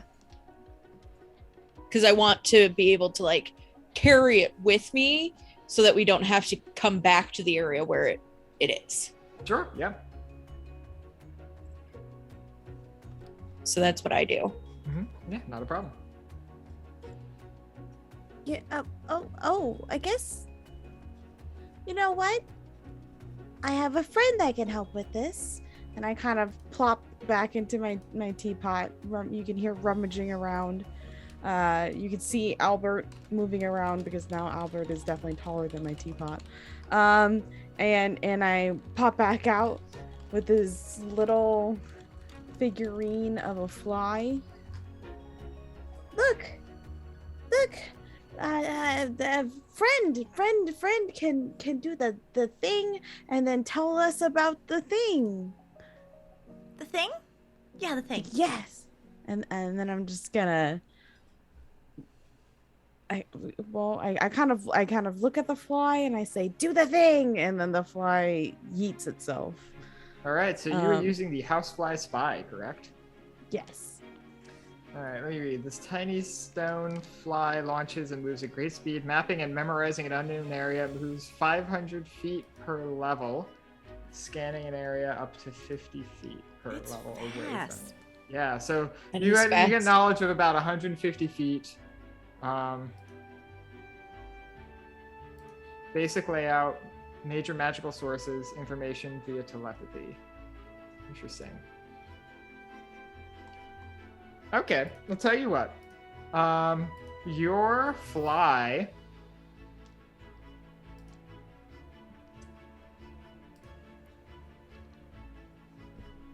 Okay, yeah, I'll tell you what. So your fly sort of like, sort of goes out. It doesn't have the range that perhaps the itsy bitsy spider has, but it is able to give you like a small bit of information. It goes out and it is able to inform you that there is a small little pocket of something. There's something interesting, something magical, perhaps, about like 300 feet or so up ahead of you. Okay. Okay. So that way, and I point. A few feet that way. Is something cool. So I asked the spider, is the cool thing dangerous? That's an interesting question. Oh no. I'm gonna say no. Okay. Do we go off in Is- that direction? I say let's go. Let's do it. But let's be careful though, okay? Okay. Granny I has- also say let's go, but that is because I am easily persuaded by a mouse and a teapot. And No resistance.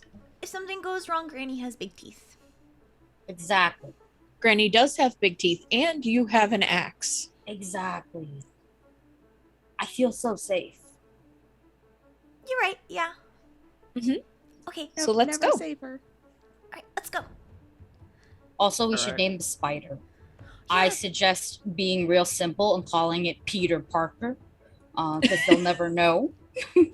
They'll never know that it's a spider. You're Because- right. Exactly. Because it parks in one spot. That's so yes. You're right. That's Yes. And Peter's just a good name too. Peter is a Exactly. name, and it's very good. it. And it rhymes with cedar. It It does does. rhyme Look at- with cedar. God, our brains are so wrinkled. We're So like smart. walking and talking. All right, walking and talking. Good. All right. So yeah.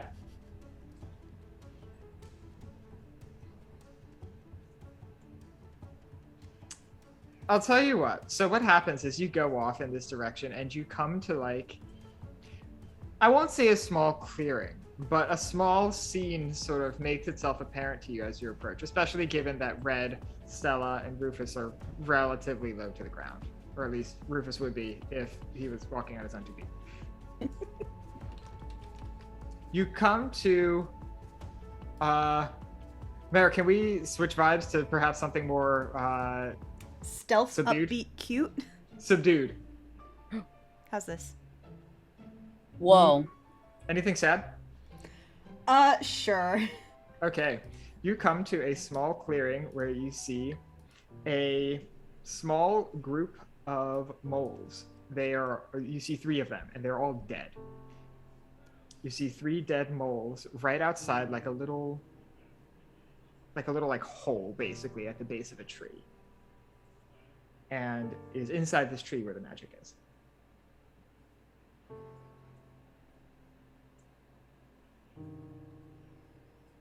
One, I don't know if anyone else here could hear that, but like the mood changed 3 times.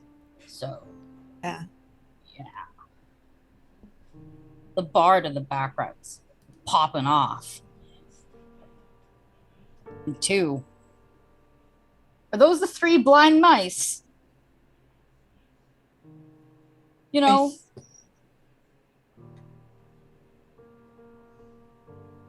Are they okay? I don't think so, Red. And I go to walk up towards them a little bit closer while keeping Red back. They are quite dead. They have been crushed. Either like squeezed too hard or stepped on.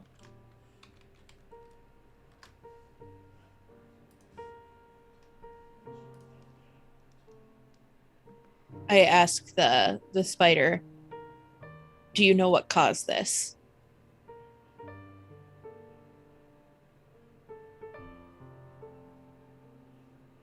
Okay. So 2 things happen. 1, the spider says yes. 2, you hear a rustling in the trees. And suddenly there are a lot more spiders around. And they begin descending from their webs and sort of in a way like, and these are like fucking thousands of them just like appear. Mhm. And they begin this really sort of intricate, almost like a dance with their webs, and they almost like weave together this like visual 3D story that you can like actually see what happened here. And you see what appears to be an armored humanoid figure, maybe 6 feet tall or so, walking into this particular part of the forest. The moles are running in the direction of this particular hole in the ground, but they are stopped. The spiders cannot create noise, but it appears as if this person has like grabbed the moles and is shouting at them or asking for something. It's not fully clear. But one by one, he does kill them. And then he gets on his knees and reaches into this little hole in the ground and begins trying desperately to like pull something out of it, but he just seems too big. and the figure leaves frustrated.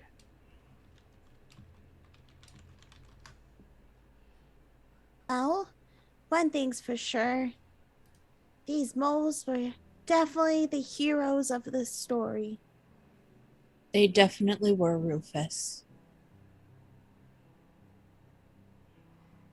So we should give them a proper burial. Red, why don't you help me with making some holes for them? This entire time watching the story, I've had my arms around Granny's neck, Yeah. quietly crying. Come on, Granny, let's help Stella make some holes. I will say that you are able to bury the mole family very respectfully and completely. And as you do, if you are to turn around to begin walking away, you notice something has changed. There are now 4 small objects sitting at the base of this tree, out from the hole which they were previously stuck into. And I will post these ciphers in our chat. There's one that it seems like it's a silly hat that is just slightly too large, no matter who you are or what your head looks like. There is a small wax figurine. There is a piece of what appears to be a white snake. And there is a big, beautiful red rose. And all of those have been posted in chat. Would anyone like to pick up a new cipher? So I take the spider and I leave him with the rest of his friends, and I thank him. And then I pick up the white snake. All right, sure thing. You can add that to your inventory.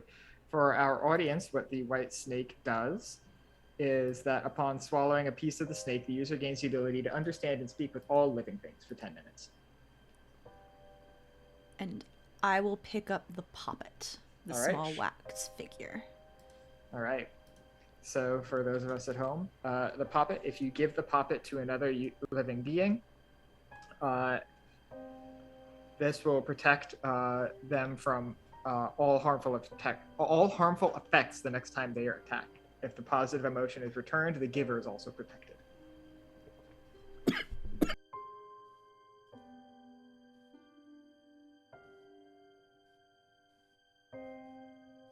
Well, I have roses on my teapot, so I'll pick up the roses of red. All right. You've already used the housefly spy. Yes. All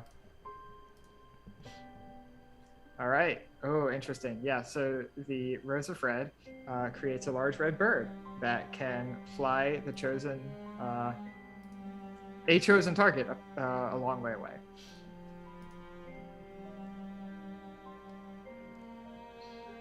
I once again have no space.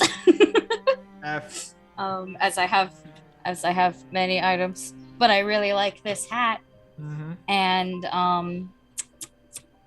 I think it would be nice to leave some sort of offering for the mole family, and so I'd like to leave my very pretty, elegant, ornate blue glass figurine. I know it says a human dancer, but can it be like little moles dancing? You know, like a little tiny little statue. Yeah, and we'll just place it there, and then I will pick up the hat, you have this wear it. Large floppy hat that is indeed too big for you. I would like to think of this as a large floppy top hat. I gotta Wonka this up, you know. Yes, absolutely. All right. So I will say that one other thing that has happened since you put out the rain dance figurine,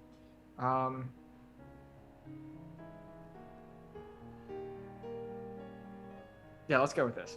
So since you put that down, what happens after that is you hear the distant sound of thunder. And it doesn't quite begin raining, but you do, like, if you were to look down, you do see waters flowing from somewhere further into the forest.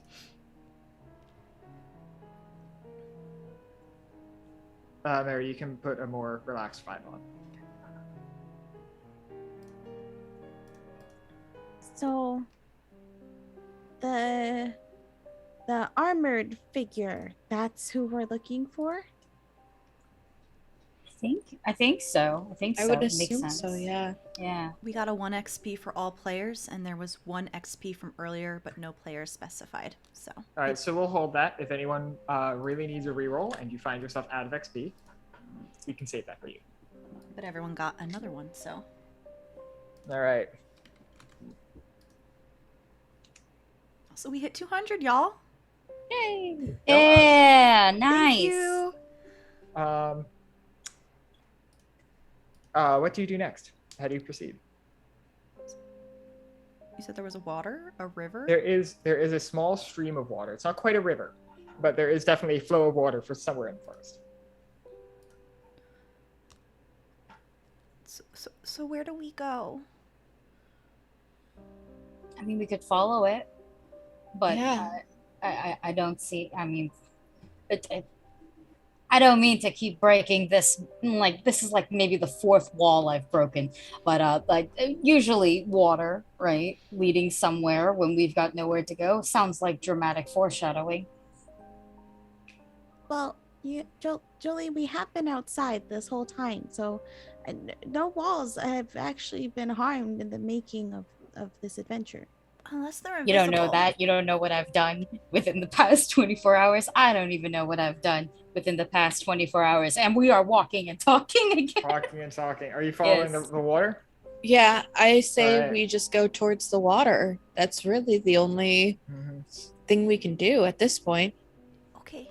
All right, sure. If you progress in that direction, there's a slight uphill slope, but you eventually find yourself at the base of an absolutely fucking massive tree.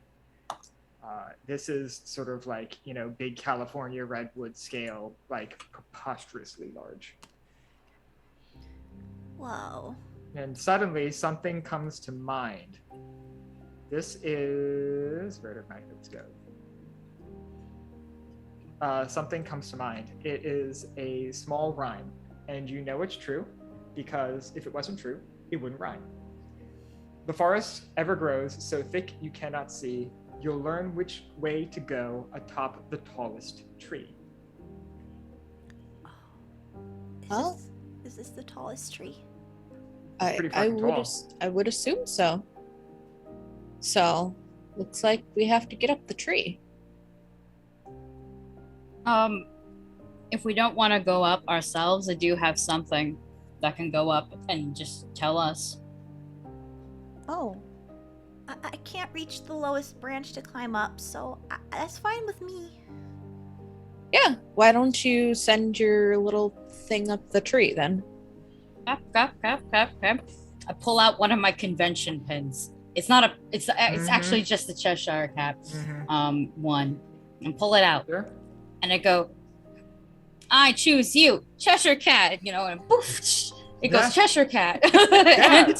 This big, large, grinning cat looks at you, grinning with expectant eyes. You Yeah, okay. called. Yes, I did. If you could just go up this tree and tell me what you see. We're looking for like a big armor-clad guy, and we're mostly looking for a way to get to him.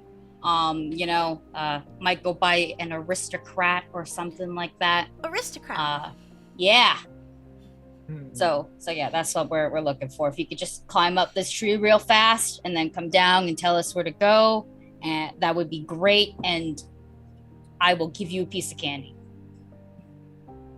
Okay. Remember, Red, we don't say the word crap because it's a bad word. Yeah, you gotta say it with vigor. Crap, like that. No, we don't say it at all. So the cat does ascend the tree and does not come down.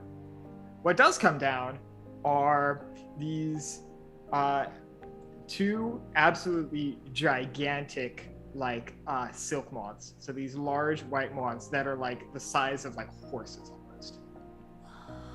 And they just Whoa. Whoa. You were looking for something? Hi. Hello. I'm Maury. Awfully pretty. Yeah. Thank you. What was the name, Alex? I didn't catch it. Maury. Mori. Oh. Yes, we were looking for a way to get to the aristocrat who's like a guy clad in armor, Mean. very mean, probably stole something called a pride, not a bunch of lions, but like a bunch of gay people. I think I know what you're looking for, or where you're looking for. Can you help? We could take you there. Oh. It's quite far. Oh. All 6 of us? Yeah. Not the 2 of us personally. There are more. Wait, there Well, are? I guess let's go. Yeah, we gotta get the pride back. Or else I'm not going to be able to carry this axe anymore. Which is now really big. This is like too big for a large person to effectively wield. Rufus, your spoon has gone from teaspoon to tablespoon to now like serving spoon. So it's like the kind of thing like you would use to like, I don't know, serve a meal with. Jolene, your shoes are quite impractical, especially for trudging through the forest. I'm like, what, 7 feet, 8 feet? And Stella, your bandana is, or your scarf rather, is like you're almost stepping on it as you walk forward. If I put Rufus on my shoulder, I could start singing, 7-foot frame rap songs. Oh my God. Excellent. Yes, A+. Okay.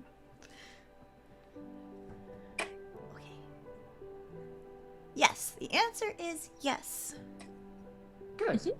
Wait. Is there like a toll fee we gotta pay? Oh, no, we would love to help. Things like this would not have been possible before the changing, but after emerging from our cocoons, we can think about more than just survival now. Wow. You are really nice. We try to be. And it's at this point where more silk moths, 4 more, of similar preposterous size, just sort of poof, down. And you are welcome to either sort of like get on them or to be lifted up by them with their little hand, whatever appendages moths have. Let's go, Granny. Yeah. Granny sort of sits sort of like on the back of one. Yep, I just hop on the back with Mhm. Titus. Mm-hmm. Same, I get. Well, not well. I guess I would need a separate one. I'm just very long right now, so Yeah. it's like whatever way we can find comfortable. Perhaps we will just be spirited away style, Yep. All right. Yeah, but and Yeah. I elect to be picked up instead of climbing on top. All right, sure thing. That is not a problem. It is a bit awkward for the moths to actually ascend through the thick foliage, but they are able to do that no problem. And you sort of burst forth above the canopy of the forest, and you see there's forest all around for miles. But in particular, if you continue heading west, you see that the forest begins to thin out, and eventually it ends rather abruptly, as if there was forest here once, but now there is no more. And there is a rather large feature that only looms larger as you approach it. This large walled estate. It almost appears like a compound. It's just this big set of thick, tall gray walls, and in the middle of it is a sort of just like a very large, solid gray house in a way. This place seems sad. Yes, Sad. they do. They are many things. Sad is among them. And I will say, as you are traveling, there are many tall trees. And atop the 4th tallest tree you see, there is a badger who is more along the lines of one of like the American badgers, the little like goblin type things. And as you're flying by, Jolene, it looks at you specifically, and the badger says, "Those shoes with that top, oh honey." That's it. I'm gonna summon you. I need you to know this. I'm gonna summon you when we are in the midst of a battle, of a fashion war. And I will turn you into a coat. And like I'm flying. Sure. Take a note in the air. Badger. American badger. Oh, even worse. I'm not American.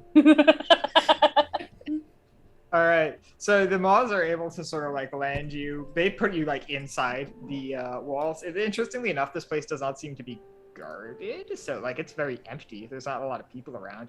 This is also in very many ways stunning to you that there's like this much fucking space for one person. Like this whole compound is maybe half the size of your village. Oh, wow, they must be really lonely here. I mean, there's not even any security protocols. They're just asking for anybody to stop in and say hello. The moths sort of bid you farewell and head off. Goodbye, mobs. Thank you. Thank you very much. You're very welcome. Well, I guess it's just time to head on in. And I start walking towards the door. All right, you sure start walking towards the door? Do you try it? Yeah. It's unlocked. You're able to walk right in. You're not. Yeah. You're not gonna knock. No. They didn't knock, so why would I? Oh, good point. They didn't lock the door either. What if this is a trap? But they would trap themselves. Because unless they are the trap. Well, we're gonna find out, right? Just don't Yeah. eat any cake. The cake is a lie. And if this door is open, it's clearly a trap. But cake is good. I know, but don't eat the cake. You wouldn't eat a stranger's cake, right? Especially if it was just left out, right? You don't know how old it is. Or if the stranger was going to eat that later. Are you walking and talking? Yes. All right. Walking and talking. Red, just make sure you stay close to Granny, okay? Yeah. Granny, also be good. Don't be good, Granny. Give in. The inner instincts of chaos. Bite. Not Red, but bite everyone else. How would you like an experience point? Red and Jolene, because I'll say this affects both of you, and so. I would love an experience point. Do you All right, want? Yeah, Jolene, would give you me like- All right. All so, right, give so- us the experience point. All right, yeah. So as you're saying, give in to the chaos, etc., etc., etc. Granny seems to really buy into what you're selling, and at the end of your encouragement, like he just stops, stands like squarely on all fours, lifts up his head, and just fucking howls. Oh, Yes! Granny, you're so loud. There. And I go too. Yeah, I also start. Okay, this is fine. I guess this isn't a stealth mission. No, Not anymore, it ain't. Oh, Granny. they want friends. Granny's they left the excited. door open. Granny's really excited. All right. So what do you all do once you enter the house? Which inside is dark, it's dusty, it's mostly gray. But there are a few signs that this is lived in. Oh, Granny. Uh, oh, go ahead. oh, I'm sorry. Go ahead. Do it. I was just gonna say, visually looking at Jolene.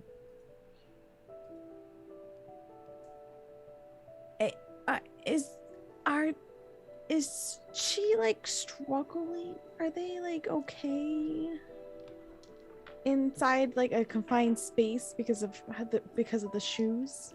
Oh, this is large enough for Jolene, for sure. We're talking like 12-foot vaulted ceilings or something. I'm getting there. I should have brought that that other item, the one that gives you a cool outfit, because like one more foot and I could pretend to be a giant vampire lady. There you go. Mm-hmm. And we're chasing like a little man in this house. It would have been great. It would have been like kicking down doors and stuff and being like, Ethan Winters. Okay, well, I made up that name on the spot. Are y'all searching? Yes. Yeah, right. Yeah. So then my second question is, do you split up or do you stay together? Rufus just wanders. Rufus already just like took off wandering. Rufus is gone. Oh, I'm gonna follow Rufus. Yeah, buddy system. Yeah. Yeah, I'm Rufus. going to stay with Red at least. Okay, all three of you that Absolutely way. perfect. Granny, stay with Jolene.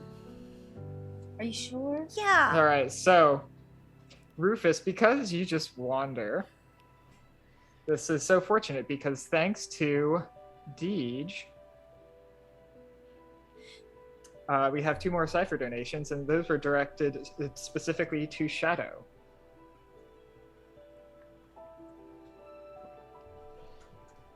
So I have posted, so in your wanderings, you find 2 peculiar items. You find a small, just like a small little bead.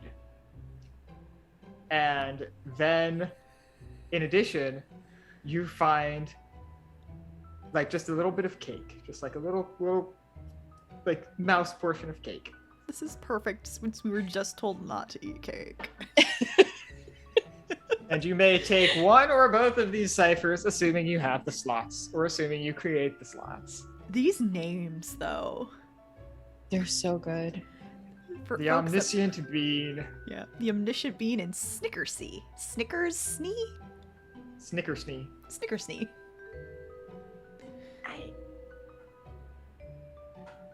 I would take the cake. You take the cake. Where do you leave? Or do you have an empty slot? I have an empty slot, but I will Excellent. consume the cake immediately. All right, what would you like to do? So I will also say you consume the cake immediately, and then Jolene, somehow deep in your soul, you know, someone found cake and they ate it. I am technically a trickster god. I know it, and I went, damn. If only I weren't so persuasive. Gosh, this persuasion stat even runs against me. Rufus. So you can ask the GM one question related to your current task, location, or action and get a general answer. What would you like to know from the omniscient being? So as I'm really enjoying this cake and the icing, because it kind of tastes like everything all at once, but it's not in a bad way. I'm really focusing on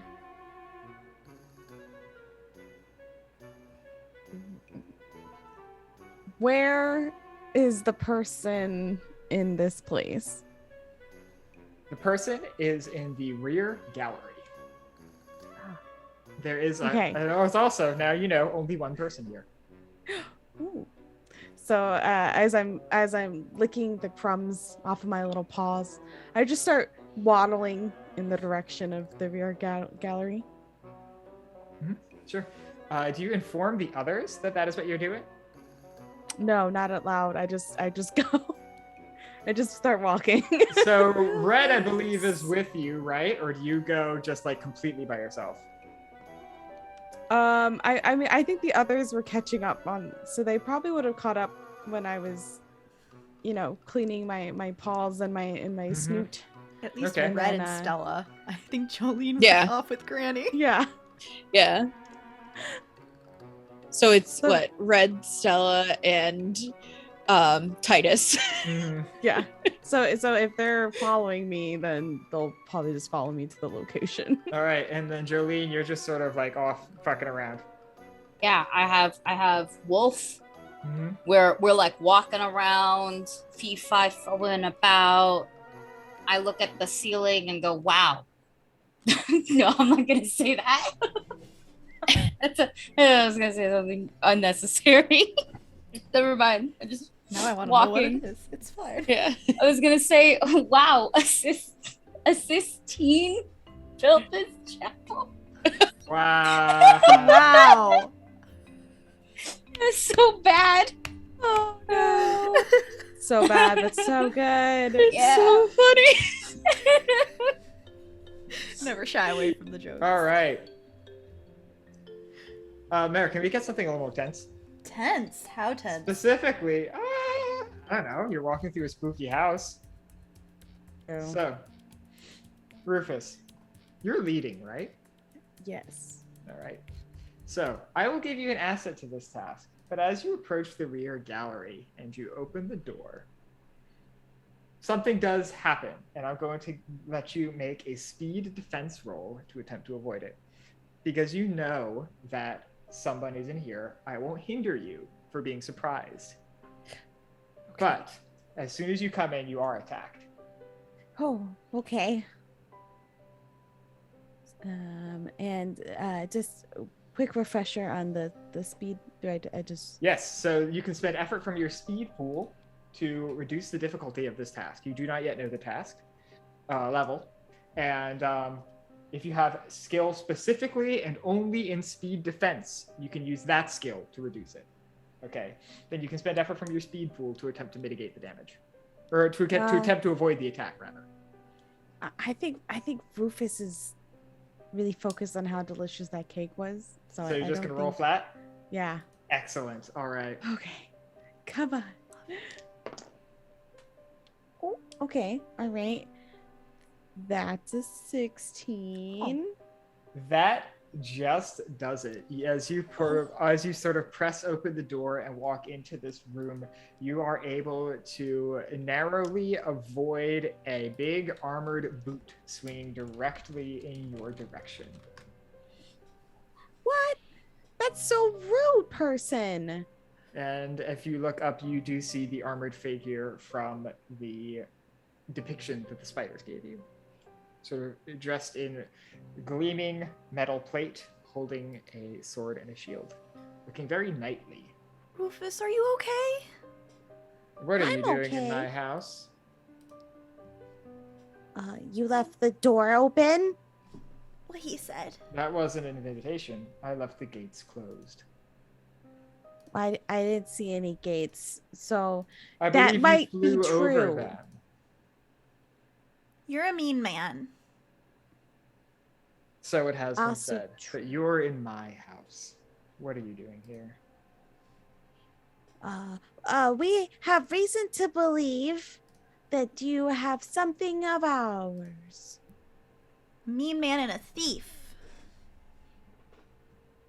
Okay. And we want it back? Right, Stella? Yeah, we just came to get our pride back. And what? You think I'm just going to let you take it?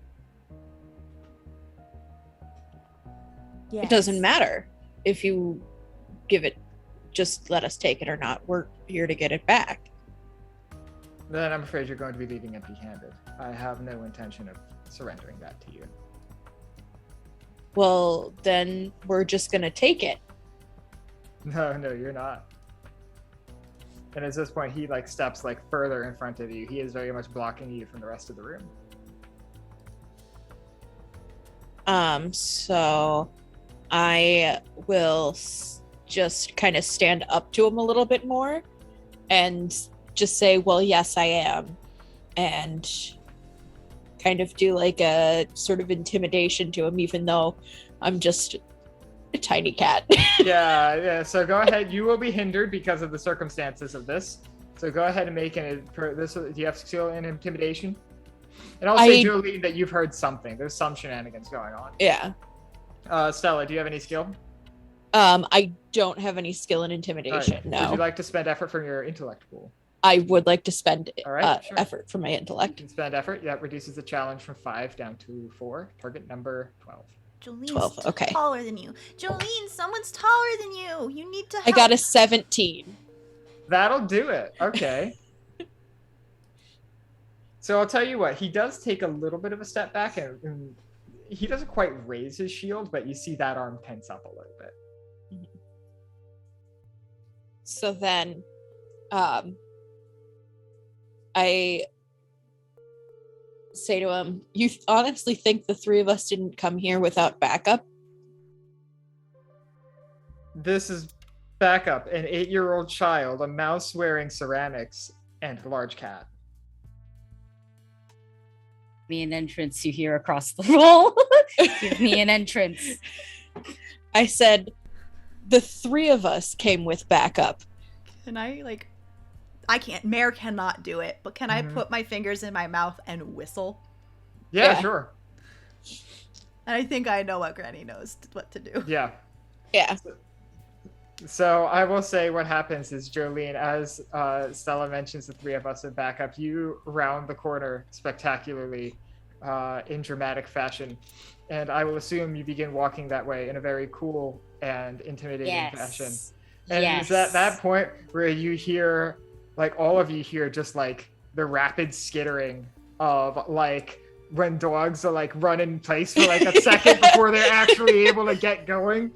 As Red whistles, that is the sound you hear before Granny just sort of turns the corner and just bolts straight in the direction of the armored figure. It is this point where I'll ask everyone to roll initiative, and I will ask Red if you would like an experience point. I would love an experience point. All right, you may take an experience point.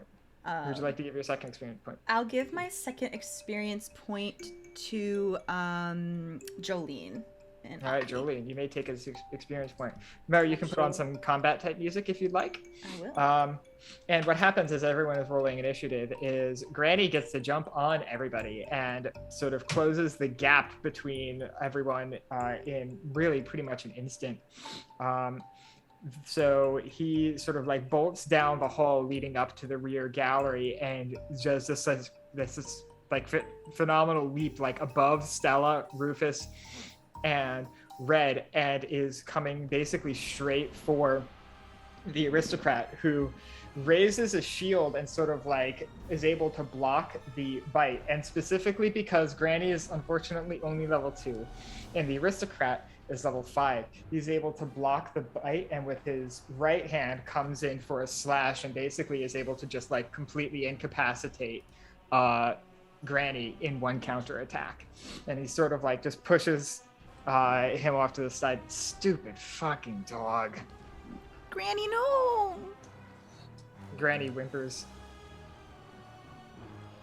Okay. All right, so what did everyone roll for initiative? Okay. You can spend effort from if you haven't rolled yet, I should have mentioned this. If you haven't rolled yet, you can spend effort from your speed pool to reduce the challenge of the task. I got an 11, but my danger sensibility allows me to ease initiative task by 1. That still won't do it. Yeah. Yeah. All right. So, Rufus, I saw you made a face. What was that? I rolled a 1. That's a free GM intrusion for me. You can no. re-roll if you'd like, or you can see what happens. Also happens. Excellent. Perfect. Ow. I got a 7. That also won't do it. Jolene? 19. Oh, that'll do it. So that's a minor effect. So you are able to basically change the narrative a little bit at this point. How would you like to further define your success? What additional benefits would you like to give yourself or the party? Or yourself or one individual in the party? What additional benefit? Is there a list or? There's not a specific list. Anything you would like to happen? I have a suggestion, if you'd like to hear it. Yes, please. Yeah. So one thing you could do is, I would say you're able to so how initiative works is it works in blocks. There's whoever rolls better than the opponent, and whoever rolls worse. Currently, Red was 1 away from getting into the first block. So if you would like, I would say you can pull Red into the top order with you. So then the combat would basically go Jolene/Red, whoever among you wants to go first can. It doesn't matter. That can switch also between turns. Then it would go the aristocrat. Then it would go Rufus and Stella. So you can bring Red up one sort of rung on the initiative ladder. Yeah. Then I'll do that. I mean, she just watched her dog got kick. Yeah. Even while down and whimpering, Granny looks at you when you say dog. I mean it in a very loving way. My bad. I will get it one day. It's just like, like it's so cute. Why danger? All right. In any case, so Red and Jolene, you are able to go first. The aristocrat has managed to incapacitate Granny. Oh no. I know what I'm gonna do unless you know what you want to do, Jolene. I'm not sure how many things I can do. One thing. So you can take one action. So for you, that would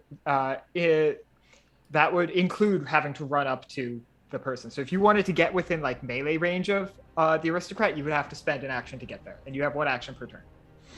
Okay, then that will probably be what I have to do. Though I do want to ask. Mm-hmm.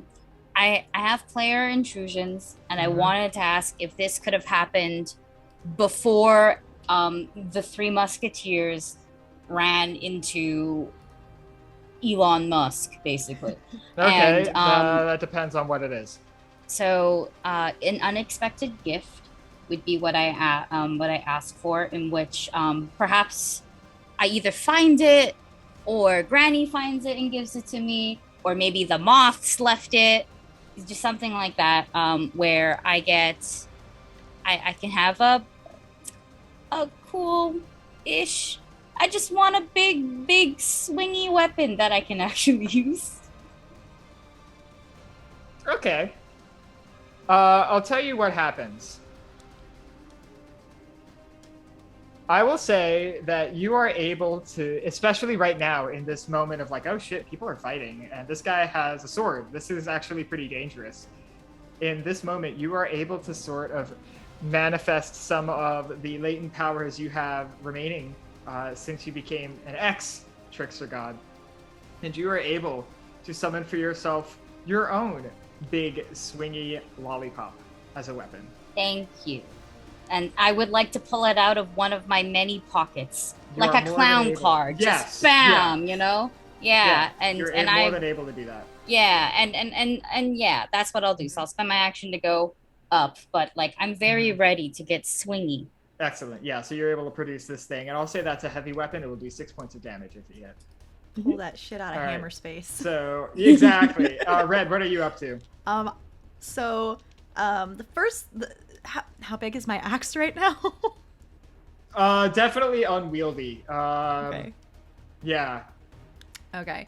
The troll would now probably find it a child's axe. Oh no. So what I'm gonna do is I'm scrambling into my basket, and I'm gonna pull out an apple and just very angrily like crying because my dog, my wolf friend, got hurt. I'm just gonna throw the apple of discord at him. All right, let's see. It's only so this level will be... 2. I don't think it's gonna do anything, but I would like a. We'll make this an intellect task. Okay. Cool. I will spend a level of effort, please. So on her part, what Red does is she pulls out like a this thing that is like the platonic ideal of an apple in like every way, except that it's like really just big. It's like too big for an apple. All right, so you throw this apple. I'm gonna re-roll that. It was bad. Like, What? happy bad. Oh, your volume. What'd you roll? Yeah, I can't hear you. I'm re-rolling because I rolled a All nat right, 1. sure. Oh, that would be rough. I rolled a 19. All right, that'll do it. So I'll tell you what. Because there are no other enemies around, I will say this only affects him for 1 turn. Is that fair? That's fair. Yeah. So you're able to toss this apple. And I will say that since it rolls right into his turn, I will describe what happens with him, and then you can do a major effect. Minor. Minor effect, that's right. So rather than like wanting it as like a desire to like have a thing, this seems to just like make him absolutely furious. And you like sort of toss this apple, and he gives like a parting sort of like swing of the sword to get Jolene to back off. And he like sort of steps on his back foot, pivots, and just like stomps on this apple in just sheer rage. And so that is his turn. What would you like as a minor effect? Rufus and Stella, you're on deck. So prep what you would like to do. Can it hit his helmet and because he's wearing a helmet, like a helm, right? He's wearing he's like fully armored. Can it like pivot it slightly to obscure his vision? Temporarily. Temporarily, sure. yes. I'll say until the next person makes an attack against him. So like his next speed defense roll will be hindered. We also all got another XP for everybody. All right, excellent. I will recommend everyone in the audience perhaps not buy ciphers anymore because we are beyond the point where we can introduce and effectively use them. XP is still good though. I'll disable the Cypher one incentives. Yeah. So Rufus and Stella, you're up. Whoever wants to go can go. Okay, I will go. Yeah. So I am going to grab, leave my toolbox behind, but grab the hammer and run up between his legs. All right, sure thing. So I will say you are pretty much already in an immediate distance of him. So Okay. it won't take you the full turn to get there. So you can actually get up to him and attack if you like. Okay. Yep. I am going to smash the hammer into his foot. All right. Do you remember if the hammer is a light, medium, or heavy weapon? It's a medium. Medium. Excellent. So that will be your target number will now be 12 because he's been hindered once. You can spend effort from your might pool if you want to reduce that to a 9.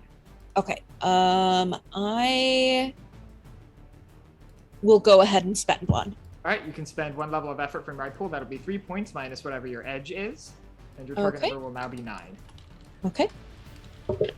I got an 11. 11, that'll do it. So yeah, you're able to bring that hammer straight down on the foot that he had previously been bracing to, use the other to smash the apple. And it definitely is mostly absorbed by the plate, but it definitely does get through, and he sort of pulls his foot back and curses. Rufus, you're up. So I would like to use the endless forms Excellent. most beautiful. All right. So this is a cipher that you have from the beginning of the session when I rolled on my random table. And this appears to you. You remember just a fragment of writing from a misremembered dream you had long ago.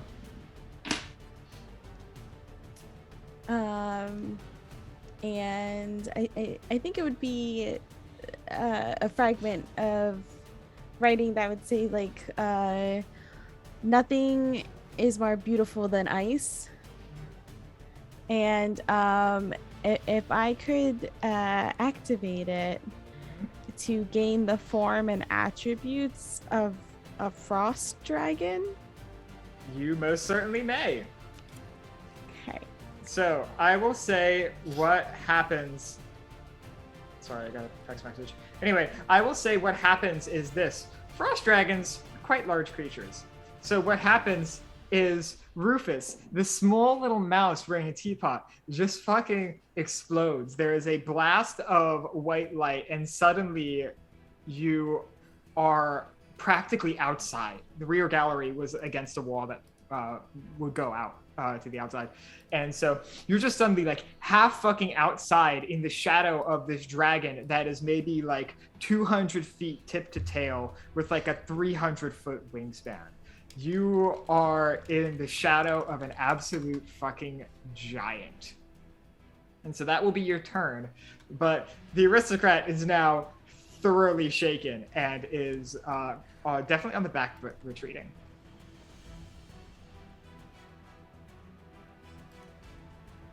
It is now Red and Jolene's turn. It looks like he's about to run. He's certainly not advancing. He's not turning around and running, but he's shield up, sword in a defensive posture. I need to get up to him, I think. So All right, sure thing. What I'm going to do is I'm going to use my fleet of foot ability, and I can move a short distance as part of another action. All right. And I would like my other action to be running up to him and wrapping my arms around his leg to keep him from moving. All right. Sure. This will be a might task. This will be the challenge 5. Sure, I could do that. Jolene, what are you going to be up to during this time? I'm gonna hit him. All right. Sure thing. I just missed it, even with a level of effort, so I'm gonna re-roll. I don't know if anyone saw my thing in chat, but we got another XP. Yeah. All right. So sure, you can re-roll that. 15. 15, that'll do it. Jolene, you're going to hit him. He's already hindered now because he has been sort of grabbed onto by red, so your target number is now 12. You're going to swing your heavy weapon. This will be from your might pool if you'd like to spend effort. I don't think I need to. Nat 20. All right, so you can either do a major effect, which changes like something that will be persistent in the battle, something that happens over multiple rounds, or you can do 4 extra damage. And a heavy weapon does 6 base damage, so you can do up 6, to 10. 10. For like the effects, is there any that you suggest? Given that there's a dragon on the field, I would say honestly just go for the extra damage. That's what I was thinking. Yeah, a really meaty, dramatic hit. Yeah. So I think what happens is so Jolene goes for the swing, but there's ice on the floor. And so she slips it a little bit, it's the giant platform shoes. She slips a little bit and she goes, wait a minute. And you blink and she's still mid swing, but like somewhere else. And that's how she's able to basically putt golf this guy across the room. So I'll say what happens is you begin your swing, but you like slip on the back leg. And like as you sort of like begin to like fall and almost hit the floor, you just like fucking vanish and reappear like falling from like maybe 10 feet up, just like with this thing coming down like you're at the carnival playing one of the strong person games. You just come down and wham! You definitely you fracture the aristocrat's helmet. It falls and breaks apart, and inside you see man maybe in his mid-30s. Got this very sort of stark blonde hair, which right now is partially red because he's definitely bleeding from that kind of a hit. His blue eyes seem a little like unfocused, the pupil slightly dilated from the head trauma, and is wearing a mixture of rage and fear. It is now his turn. He is going to attempt to slash back at you. Can you make a speed defense roll? Rufus and Stella, you're on deck. I can use one of my XPs to re-roll for this, may. Right? Yep. Yes, please. That's so much better. 18. 18, that'll do it. So you are able to avoid this, what would have been a pretty nasty sword strike. Rufus and Stella, you are up. I'm going to try to climb up his armor and smack him in the head with the hammer. If I can do both. Yes, you are more than eight. I'll give that one to you. He's not that far away. So you're able to sort of, close the distance, sort of like leap up onto like his chest plate and use the various sort of openings and structures there to like climb up and make an attempt. Okay. This will be a might roll. Your target number, I will say, will be 12. Because 12? He's a bit beaten up, so it won't be. He's not as full capabilities right now. Okay.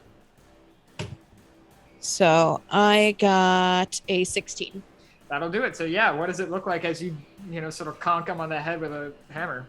So I just imagine, a cat sort of frantically climbing up somebody and then like wrapping sort of around his shoulder, almost like a pirate, and then just grabbing a hammer and just like sort of going like this a couple times. Yeah, sure. You're definitely able to do that. And finally, Rufus Dragon, it is your turn. So, I mean, dragons can talk, right? Yeah. So I would like to very much intimidatingly, now that I can gaze directly into this person's eyes and just say, give us the pride and we will let you continue to exist.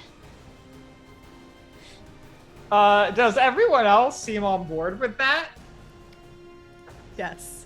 Yeah. I am a child. I do not want to kill anyone. Okay. Hey, your last move was I'm gonna grab his legs and hold him in place. I didn't know where you were going with that. Jolene? Stella? Yeah, I'm fine with it. Yeah. All right, sure. Then in that case, he sort of like tosses his sword down and indicates a display case, sort of in the rear of the room.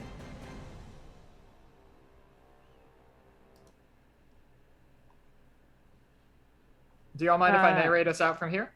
Yeah. Yeah. All right. So, what happens from here on is pretty interesting. You approach this display case, and you are surrounded by display cases. Many of them include, like, fairly incredible pieces, works of art, trophies, just various things, and a lot of them are really quite impressive. There's gold things. There are heads of what you can assume to be hunted creatures of some kind. It's there's a fairly impressive collection, and one particular display case which seems less dusty than the others, perhaps because it is recently opened and shut. It appears to be quite empty. And after investigating it for a while, you realize that's part of it. You're able to open up this display case, and you're able to describe to like get hold of an absence, a space of nothingness. And I will say that as you sort of take hold, well, who among you would sort of open it up and sort of reach in here? I would think I would. Okay. So as you do this, as you go in and you reach into the air and you feel something physical, even though you perceive that there's nothing there. As you touch it, the scarf around your neck begins to slowly untie itself and just sort of as if it is floating on the wind, drift its way into the absence and disappear.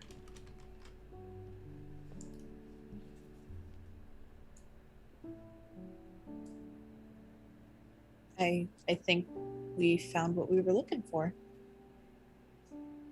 Whoa. Yay. I am back to normal Rufus size. All right, you return to normal Rufus size.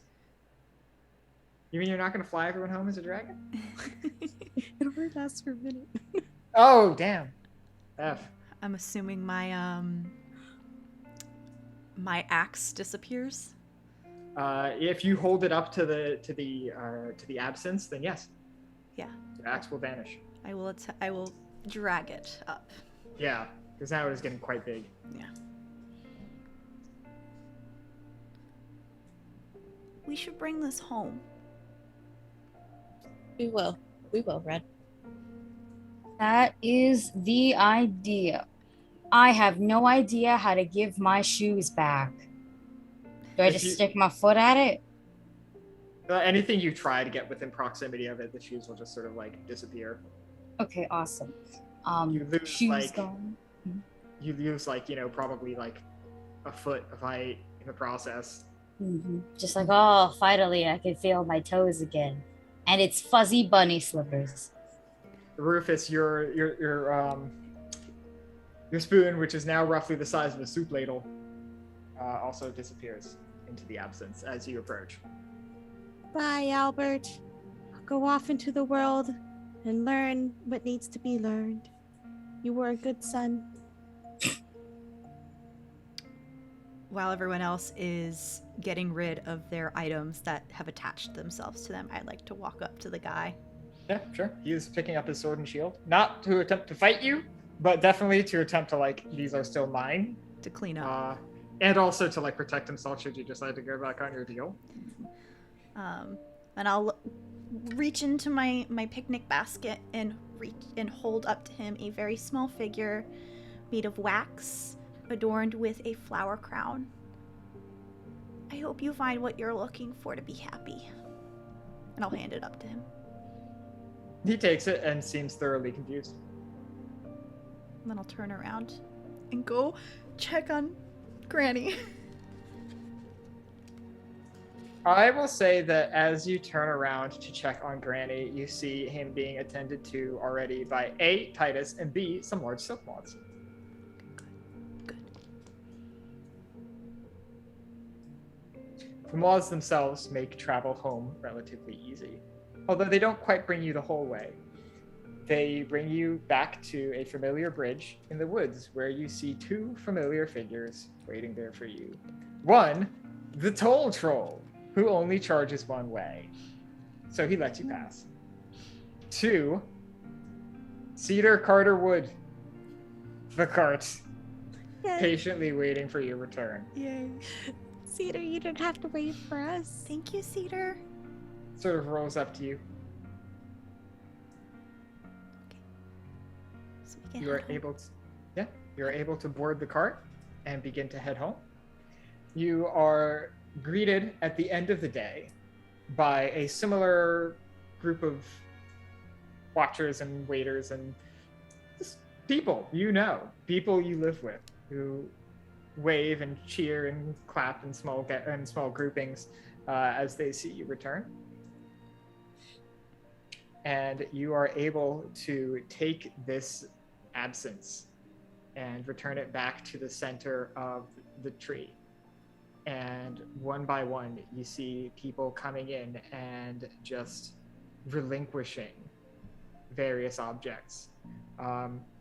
The key, which Agnes had around her wrist, which is now probably yay fucking big. She just holds it up and it vanishes. The spear in Ursa's leg vanishes. A small magnet, which affected how Talk's internal mechanisms moved, is removed. So too is a small worm on Flotsam, which seemed to sort of get into his acorns and leave him feeling like he needed to prepare more than he usually would for a winter. And slowly the procession continues, and people bring old wounds, old items, memories, various things. And they just sort of surrender them into the absence.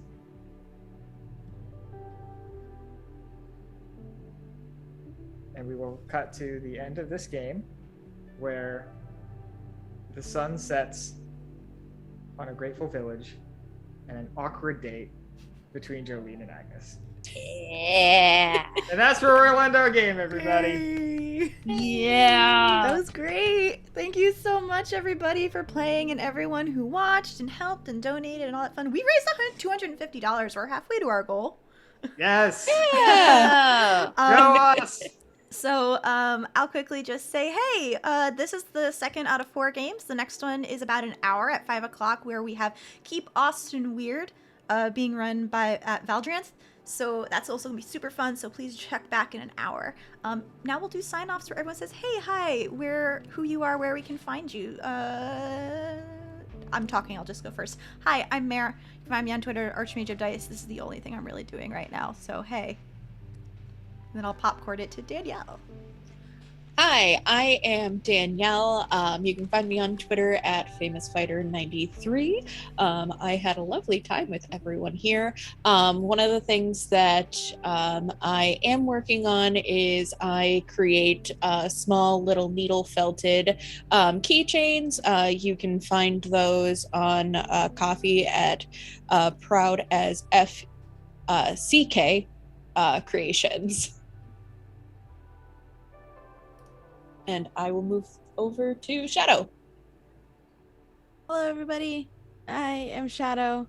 You can find me in many places. For one being here on Twitch, I do my own streams at Shadow Sylvia. Otherwise, on Twitter, that's where you can find all of my ravings and rantings, and also really cool announcements that are coming out, because I have some really cool projects that I'm working on that will be announced very soon. And I also have an art store over on Ko-fi or Coffee, however you'd like to say that.